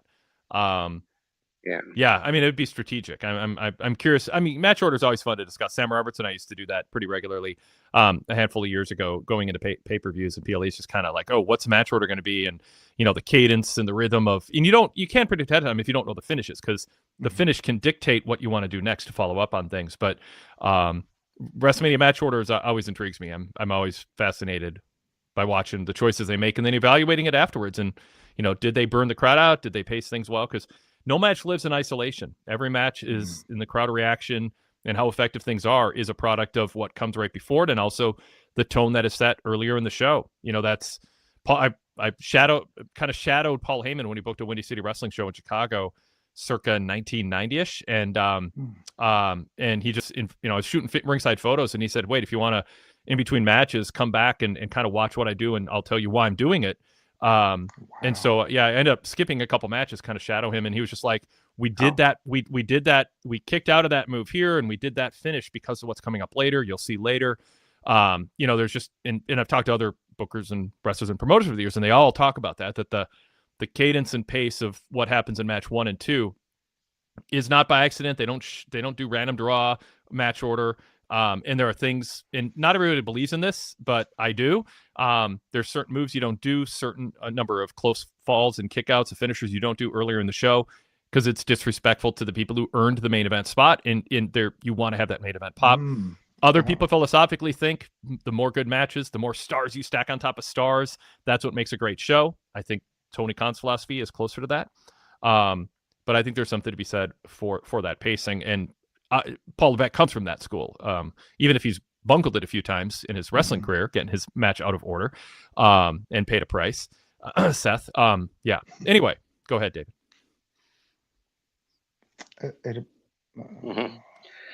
You said that was Heyman Paul Heyman? Yeah, when he booked Windy City Wrestling. Yeah, way before you were ECW. shadowing. Yeah. that, Well, I was oh shooting my gosh, photos. that would have been. Yeah, I I was tell you, shooting- just to be able to. I'm sorry. Yeah, I was shooting photos at ringside, and he just said, "Wait, if you want to see how I run this show and you want to learn and want to do a story on it or whatever." I mean, there's certain things off record, but but yeah, it was Paul Heyman. Yep. That's so cool. Oh yeah, That was before. I mean, that's being before able he to wrote talk his to book Paul on. Heyman, I We have think that he's one of the delay, greatest David. Sorry wrestling for minds talking over there you. is. So people don't think we're being super rude. There's a little delay in your internet, and this happens okay. sometimes. That was before Paul Heyman, called me out as a liar in his book, or not a liar, but blamed me for ECW not getting on pay-per-view in his book. And I wrote a scathing cover story in response to Paul Heyman, giving the actual truth of what happened there that he knew better than. Yeah. So it's, I mean, like with a lot of people, there's ups and downs over the years with different people who, fallings out with or whatever. But anyway, that's Jim Cornette, Eric Bischoff, Bill Watts. Yeah. I was never on great terms with Vern Gagne, although he was my first big name interview. But I got a few questions in, and he wasn't what he's used to getting asked. He's like, "Who are you again, and who are you with?" Because I was asking tougher questions than he was, used to. So, did he shut it down, or did you finish it up? He finished it. We finished it, but it was a very early. I was very young. It was set up through the front office, funny and he story, didn't know who I was. Go ahead, David.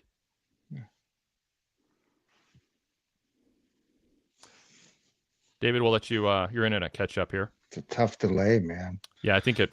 What a bummer when that happens. I think I think we're back. Go ahead, David. Okay, can you hear me? Yeah.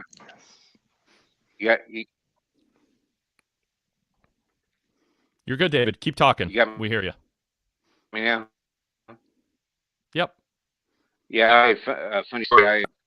Today I'm dialing phone numbers here, and a name pops up on my screen, and I take a look, and it's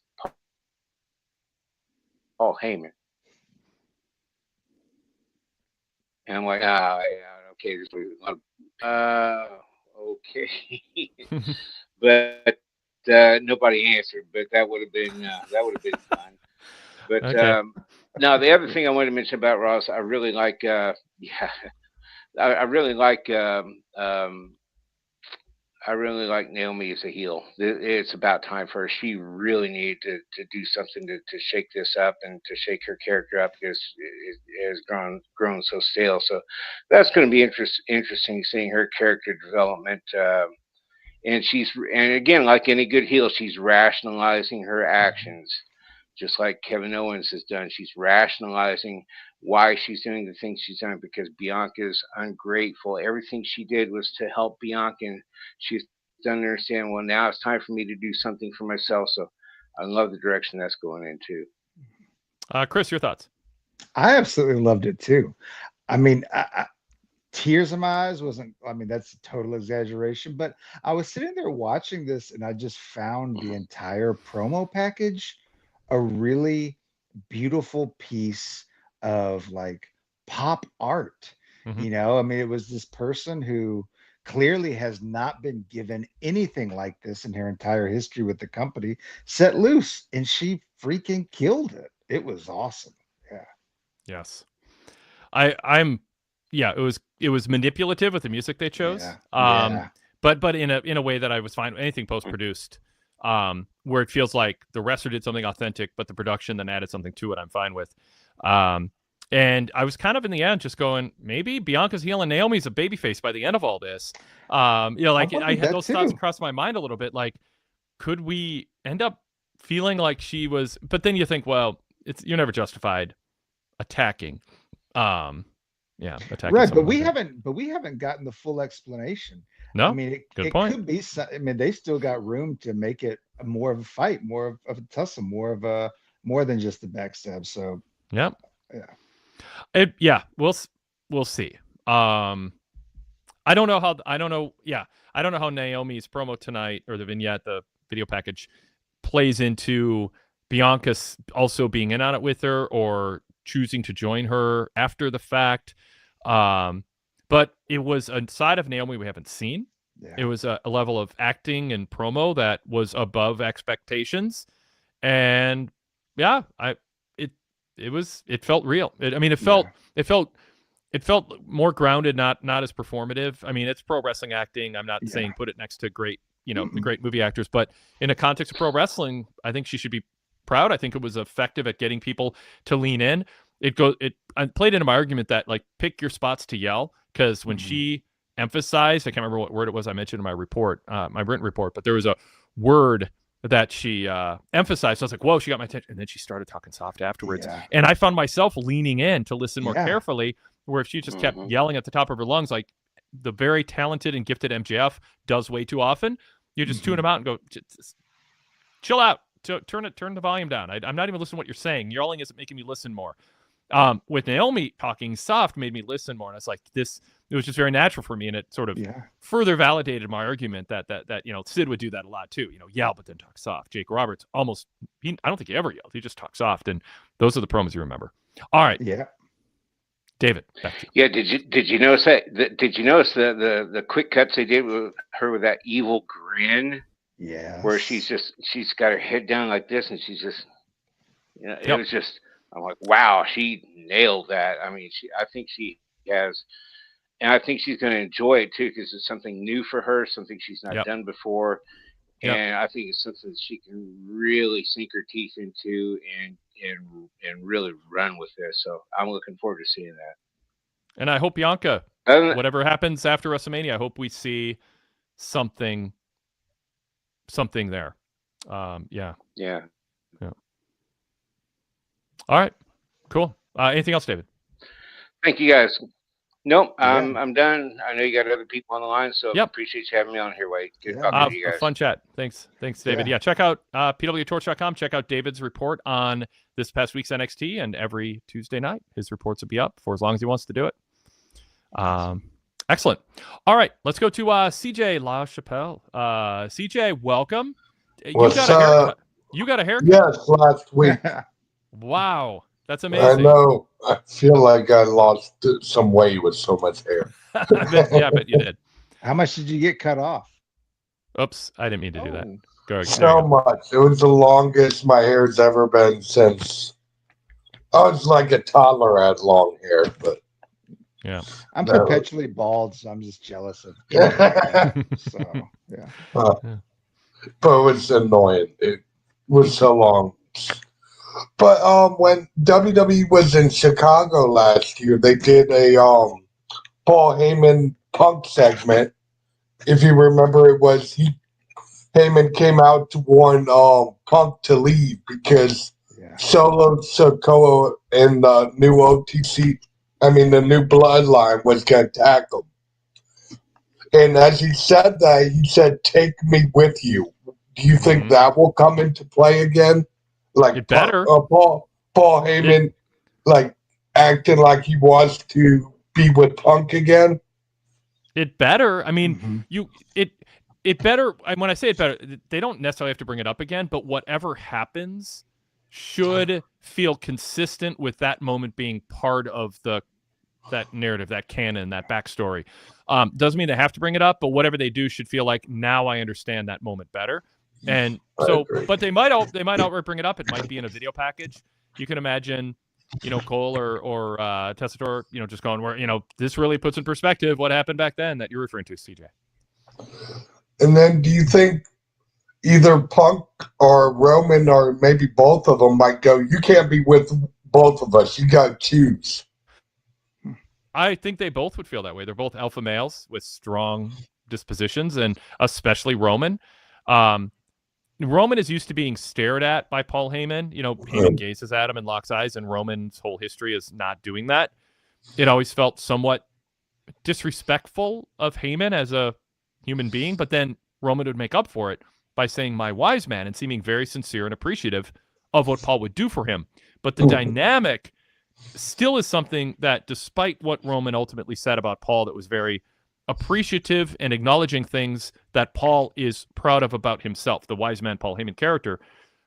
Because people want to be recognized, not for things they're not good at, because then you feel like you're just buttering me up and you don't mean it and you're not sincere. People want to be told you're good at things that you take pride in being good at, or you hope you're good at, and you're trying hard. Roman picks those things to tell the wise man he's good at, so that can make him more tolerant of Roman not looking him in the eye, but all that. So, but my point is that can be turned into something Heyman ultimately resents. And I don't know that he'll ever say, you say acknowledge me. Well, when did you ever acknowledge me with eye contact? Like, I mean, there's you could imagine that getting built up over time in him. If Heyman were to turn heel with Punk. So you could see Roman just being, you got to choose between us, and there's this big moment. Although Roman might not be someone who, once he gets to the point of saying you have to choose, that means he's doubting Heyman's loyalty. Mm-hmm. And I don't know that he wants to be the person who would give the agency to someone else to decide if they're with him or not. That was a mistake when Seth turned babyface. It's, well, the authority dumped me. I don't think Roman wants to be dumped by Heyman. So I think it would be Roman dumping Heyman in anticipation of the signs being there that Heyman betrayed him.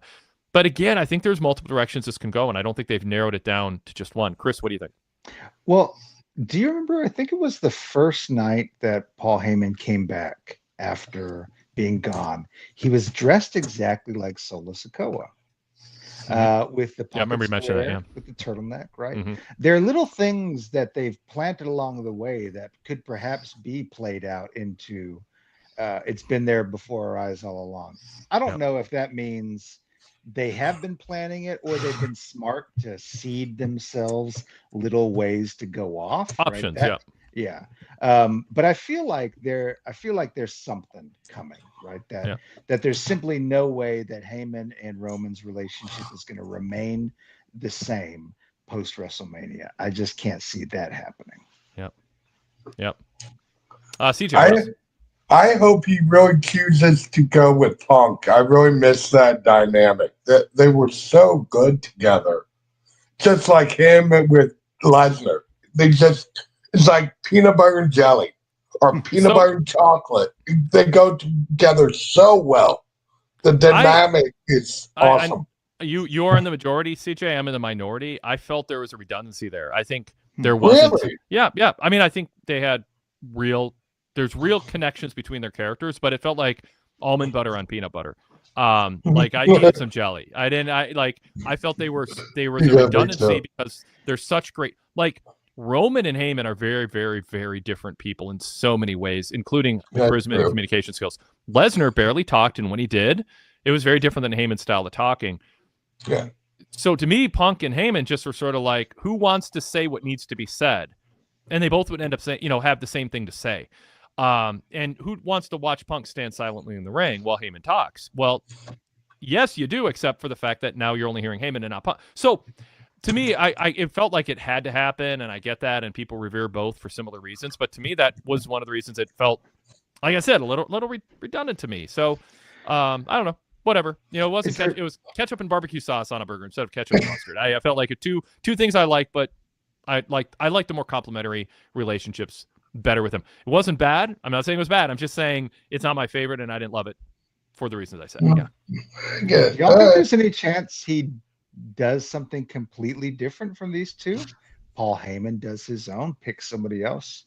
Yeah, I mean, there's people out there. Breaker. Yes, that's the thing. I mean, Braun is story arc wise, probably a year and a half away. I could see also that not happening, but Braun Breaker's a babyface, and Cody Rhodes is managed by Heyman at some point as a heel. That would be dope. That'd be cool. And then you just have like Jacob Fatu in the mix. I don't think Solo's on the table anymore. But yeah. Dude, I mean, Cody and Heyman would be awesome. Yeah. But Braun and Heyman, I mean, there's a history there with going back to WCW and the Steiners, and just like there's with Heyman and the Samoans, and I gather that Heyman's working a lot with Braun Breaker behind the scenes. Yeah, that's the chatter that picked up. So there's clearly that investment there. Yeah. Yep.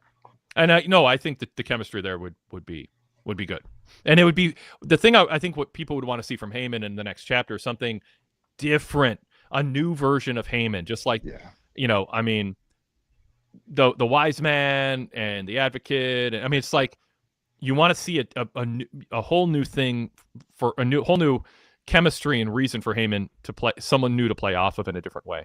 Yeah. But I think we're a little ways away. I think we're going to see something with Punk and Roman first. Maybe even Cody before that. Maybe, there's a lot of choices they have, and it'll be fun the next few years to watch it play out. Yeah. CJ, anything else you want to bring up? Yeah.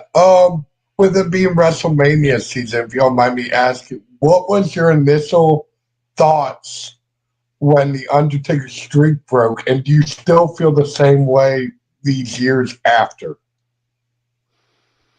Because I was initially pissed, but yeah, well, I Chris, could live with it, but I still think it should have never been broken. I think that streak was so special. Sometimes the streak was more inciting than the championship match. So two things. One, format-wise, I don't like to do this too much because we already run really long. We try to focus on the show. Now, we did sidebar on Stan Hansen and the cowbell, and I mean, we do, but that's sort of a flagship question. Like, email it in, and I want to get. That's a question that deserves it. I want to give that question the attention it deserves. And also, it is something that I covered at the time thoroughly, and it is one of the cool things about VIP membership. You can just go and look that up and look up my report, my reaction to it, listen to the podcast afterwards. But Chris, do you have any thoughts on Undertaker streak ending as you look back at history? Yeah, as I look back at it, since I didn't track it, following along, I think it strikes me as a weird decision to have Brock Lesnar be the one to end the streak. Have somebody else if it was going to be broken. Otherwise, let it just be a thing where a dude rides off into the sunset like Western, the dead man. Otherwise, Brock is a weird choice. Yeah. And lastly, you like the Bailey shirt? I'm not surprised. We'll put it that way. All right, have a good one. Thanks. You too. Appreciate it. Thanks, CJ. All right, cool. Fun community here. Yeah. And speaking of which, we will go full circle back to Jason D from Australia. Jason, you've heard a lot. You know what's on the table. What's on your mind? Yeah, I know what's on the table. All good, guys. Nice to speak to you too again, Chris. Hey, Jason. Just quickly, Wade, I just want to say regarding the streak, I know you don't want to get sidetracked, but my opinion of it, I thought it was a great decision because WrestleMania 30, where it happened, that was the very first event that was going to be on the network, and they wanted to get as many people to watch the network as possible, and you had to start with a bang, and what better way to get people onto this network, which was a make-or-break decision, than to have The Undertaker lose his streak, because if The Undertaker loses his streak on the very first event, then anything could happen. So I thought it was a wonderful business decision, which proved to be the right decision at the time. And that's my opinion on it. And you could say what would get people to watch the network more 11 months later than to be promoting Undertaker's streak still alive. Will it end this year? I mean, they cashed that in. I mean, I know what you're saying, Jason. I just think they had to make a bang. Like, it's just, if you're going to remember at the time, Wade, you guys were talking about, it was such a big risk to go to this network. If The Undertaker's going to lose his streak on this network, then anything could happen. I have to get the network. Yeah. So, anyway.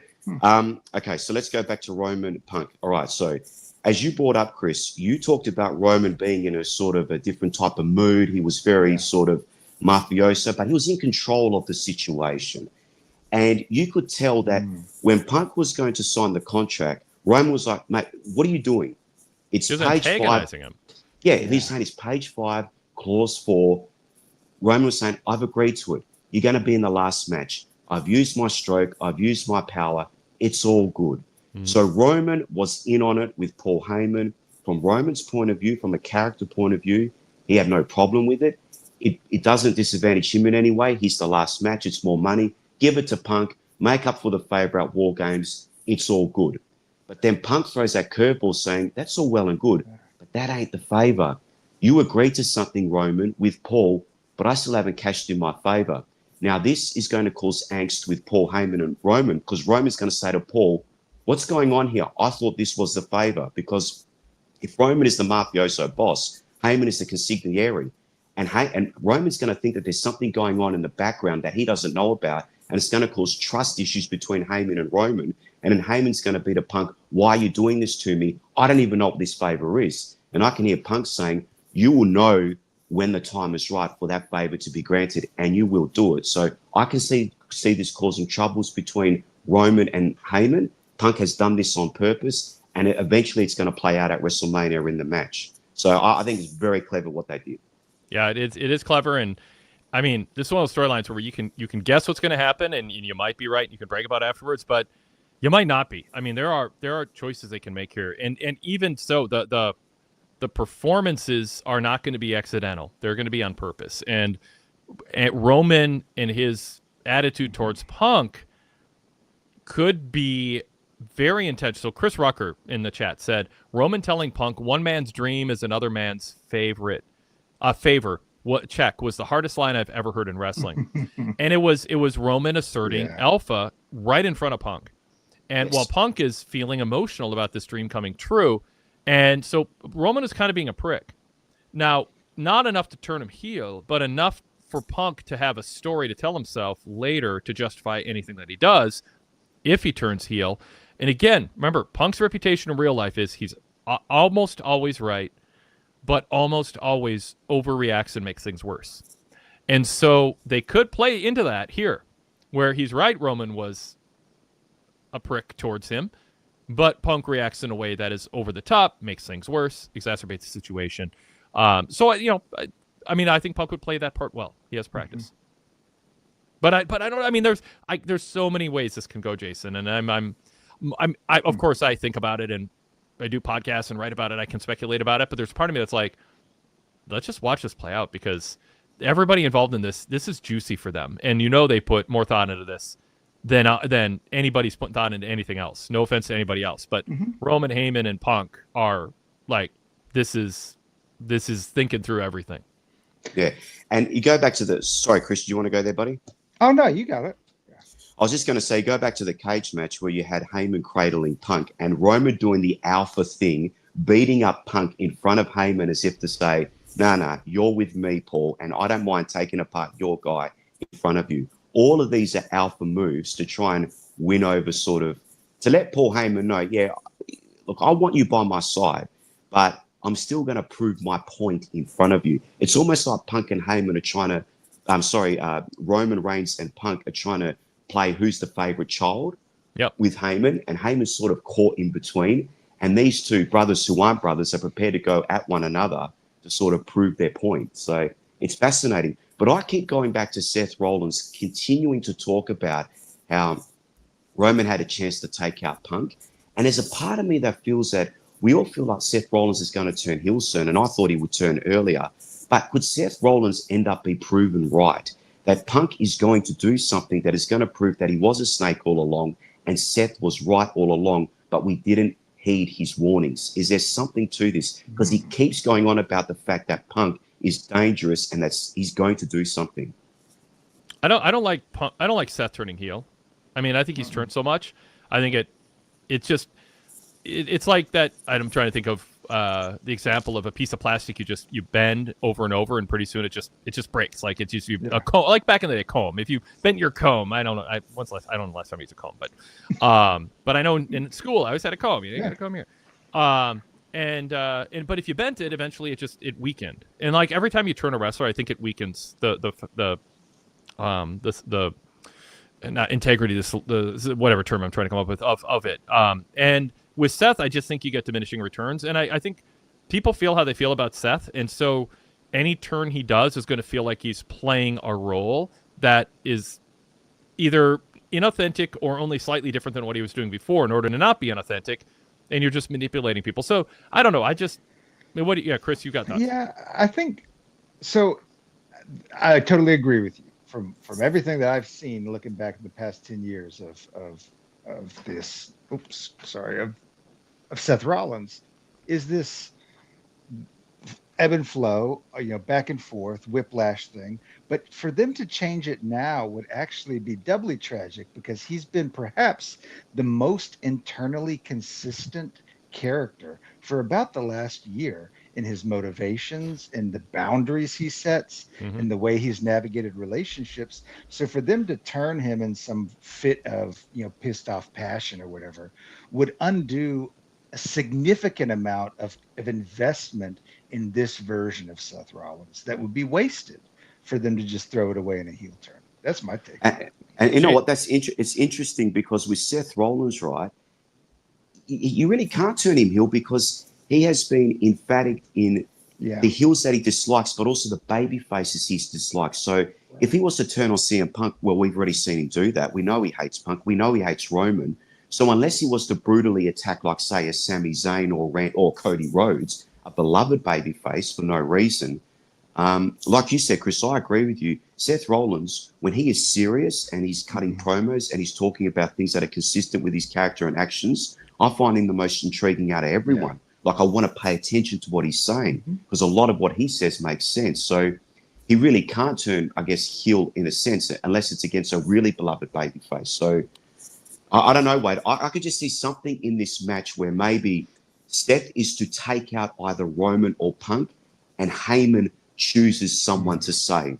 Like, he has to save a child, and he chooses maybe Punk, and Roman's the one that cops it.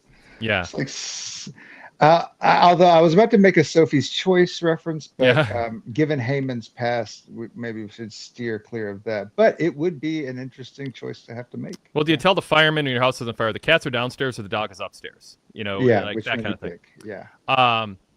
Goodfellas says the favor is Seth is out of the match. Poor Seth was melting down tonight. I don't know. I don't think Seth's out of the match, but Chris, you're acting like that'd be a huge moment. Yeah, when I read that pop up, I thought, no, no. But I also see from a storytelling perspective, you could see the beginnings of the cracking of Seth Rollins, right? Like, if he's crashing out now, what would it do for that? Oh, that could be a way to, but that would telegraph a heel turn in my mind. I wouldn't be interested. Or make him very sympathetic, and Roman and Punk are both heels. Sets up a babyface Seth against a heel Punk and Heyman. Yeah. Another comment. Barry Wood said Seth looked small among the Giants tonight. I think Seth is Seth. He's a top guy. Punk and Roman are top guys. You know, I mean, it's like, it's okay.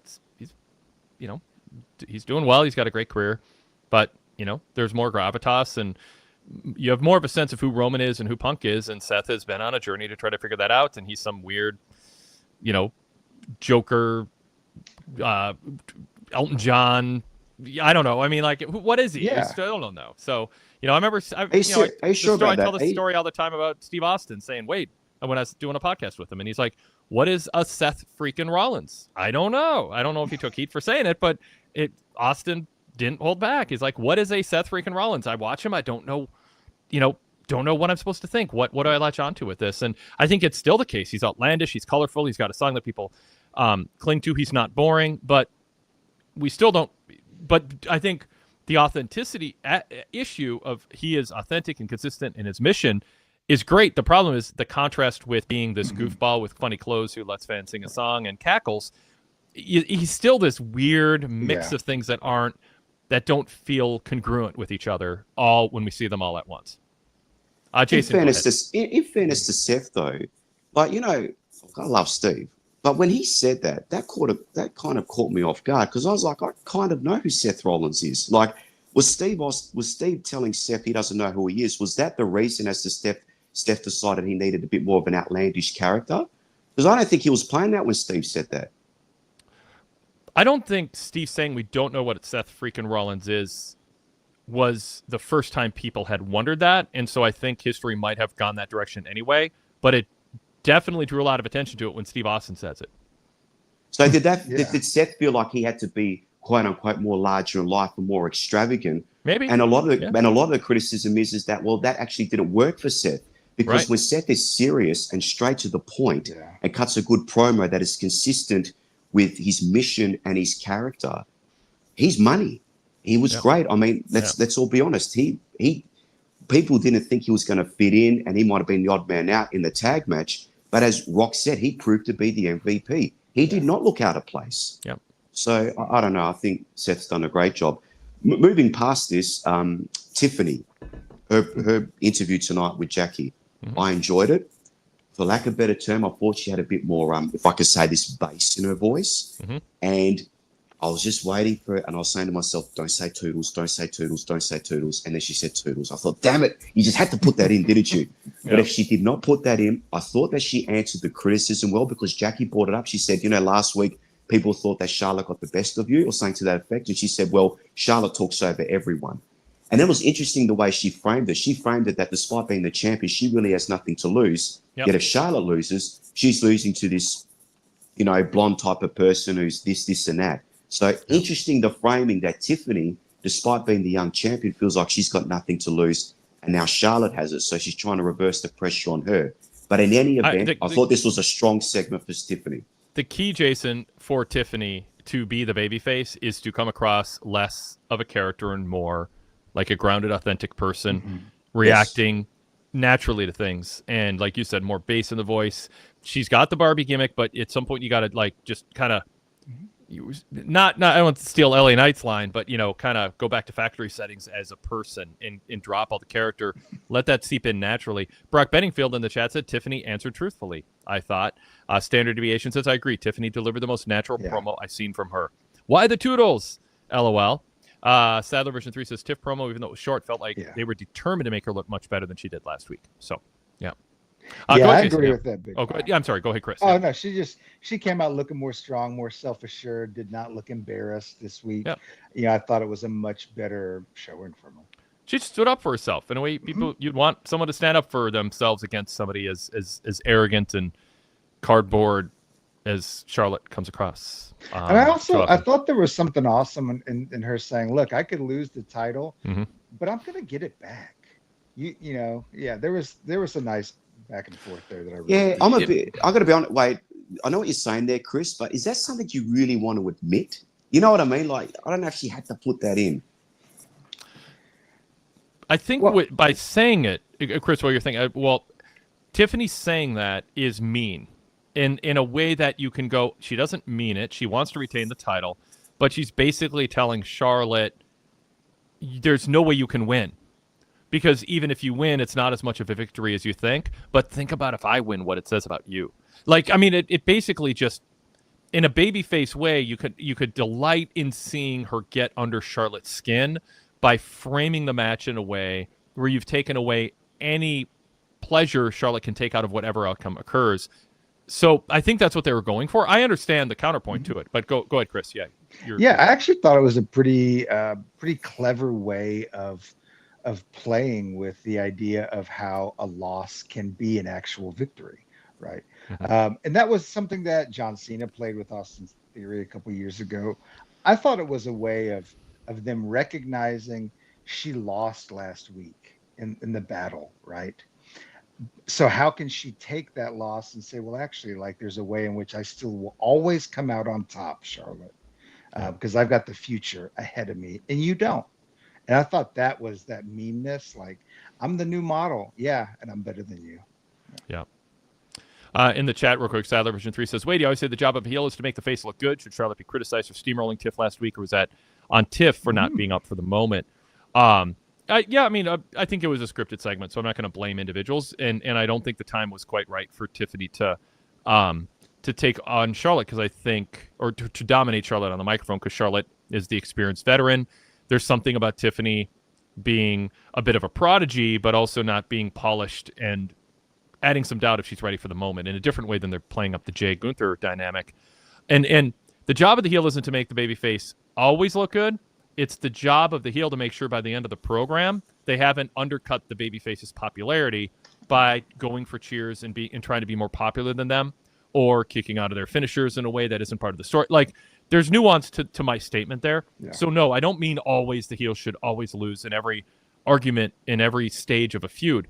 What I mean is, if you're, and this goes to what Moxley's been doing in AEW and really the Blackpool Combat Club, make sure as a heel you're not speaking more truth that the fans are nodding along to than the babyface is. That kind of thing. Make sure that you're not presenting yourself in a way that's fun and gets you cheered, but you are only being booked against baby faces, and so you're taking something away from them that by definition should be theirs. And I also think it makes the experience watching wrestling less fun if there's all that ambiguity. So anyway, that just clarity on that. Jason, I'm running short on time here. I got to end within a couple of minutes here. So what else is on your mind, if anything? No, just quickly, I'm glad you brought up about, I'm glad that Roman defended himself, because I thought Randy Orton, I enjoyed his promo, but I think he went a little bit too much with the praise for Cody, saying he's 99.9% of it. Even Cody's probably like, maybe that's not entirely true. And I'm glad Roman stuck up for himself, because it's clearly been the Bloodline saga, but Cody's been the perfect babyface to come into that, and it's all worked well together. But, obviously, I like the fact that Randy, as a fellow babyface, is putting over Cody quite a strong way, as opposed to Cody doing it for himself, because it comes across less braggadocious. You want somebody else doing that for you. So, in any event, great show, guys. Nice speaking to you again, Chris. Yeah. I'll let you get to it, Wade. All the best. Thanks, Jason. Appreciate it very much. See you later. So Randy coming out there and talking up Cody, I wrote in my written report at PWTorch.com. Encourage everyone to check it out when you're watching the shows. Jump off social media, go see what I'm saying. There's a bunch of randos saying random stuff. You can see what I'm thinking about these segments. If you want, at PWTorch.com. That's why I'm not on social media, because I'm giving our readers during these shows my take, along with a detailed recap of what's happening. Yeah. So the Randy Orton thing was interesting. I said that Randy Orton promo felt like it was a message to, Dwayne "The Rock" Johnson, the final boss. Hey, there's a guy here who's doing amazing things, and you're trying to steamroll 2 years in a row and derail him. Felt like a little message to John Cena in a real life and character storyline way, which is, do you want to acknowledge who this guy is? Like, Cena, as of yet, has yet to make his turn have anything to do with Cody. And multiple people have written about that on the PWTorch.com website, and we've talked about it. Like, it feels very self-centered and ungracious of Cena to not make this something that Cody can benefit from. And so Cody's in this conundrum because Cena and Rock are legends. He doesn't want to undercut them or betray them. He kind of, quote, in real life needs to know his place. He's a son of Dusty Rhodes. He's doing great work, but he also knows it's not good for him to make enemies. So he's standing around while Cena talks, and then he very carefully responds. He's standing around letting Randy say things because Randy is fearless. He's not scared of anything. In real life, like in terms of politics. Oh, send me home, whatever. You're not going to do that. And you know who I am. And I say crazy things. So my take is Randy got to say things that maybe Cody said, and the audience should hear, and top management at TKO should hear too. Let's stop fawning over these people who did not draw the type of crowds that Cody is part of drawing at these big stadium shows and on this European tour. Rock jumped into the middle of the Attitude Era, and John Cena never drew crowds consistently like this. And the metrics are different, so it's hard to do apples to apples. But yeah, anyway, Chris, yeah. Is there any way? So in my line of work, we have interim people, right, who follow a long-term serving priest. That's what I do, right? Then we call them unintentional interims, when the person comes and they think they're going to be there forever, and they just get rejected.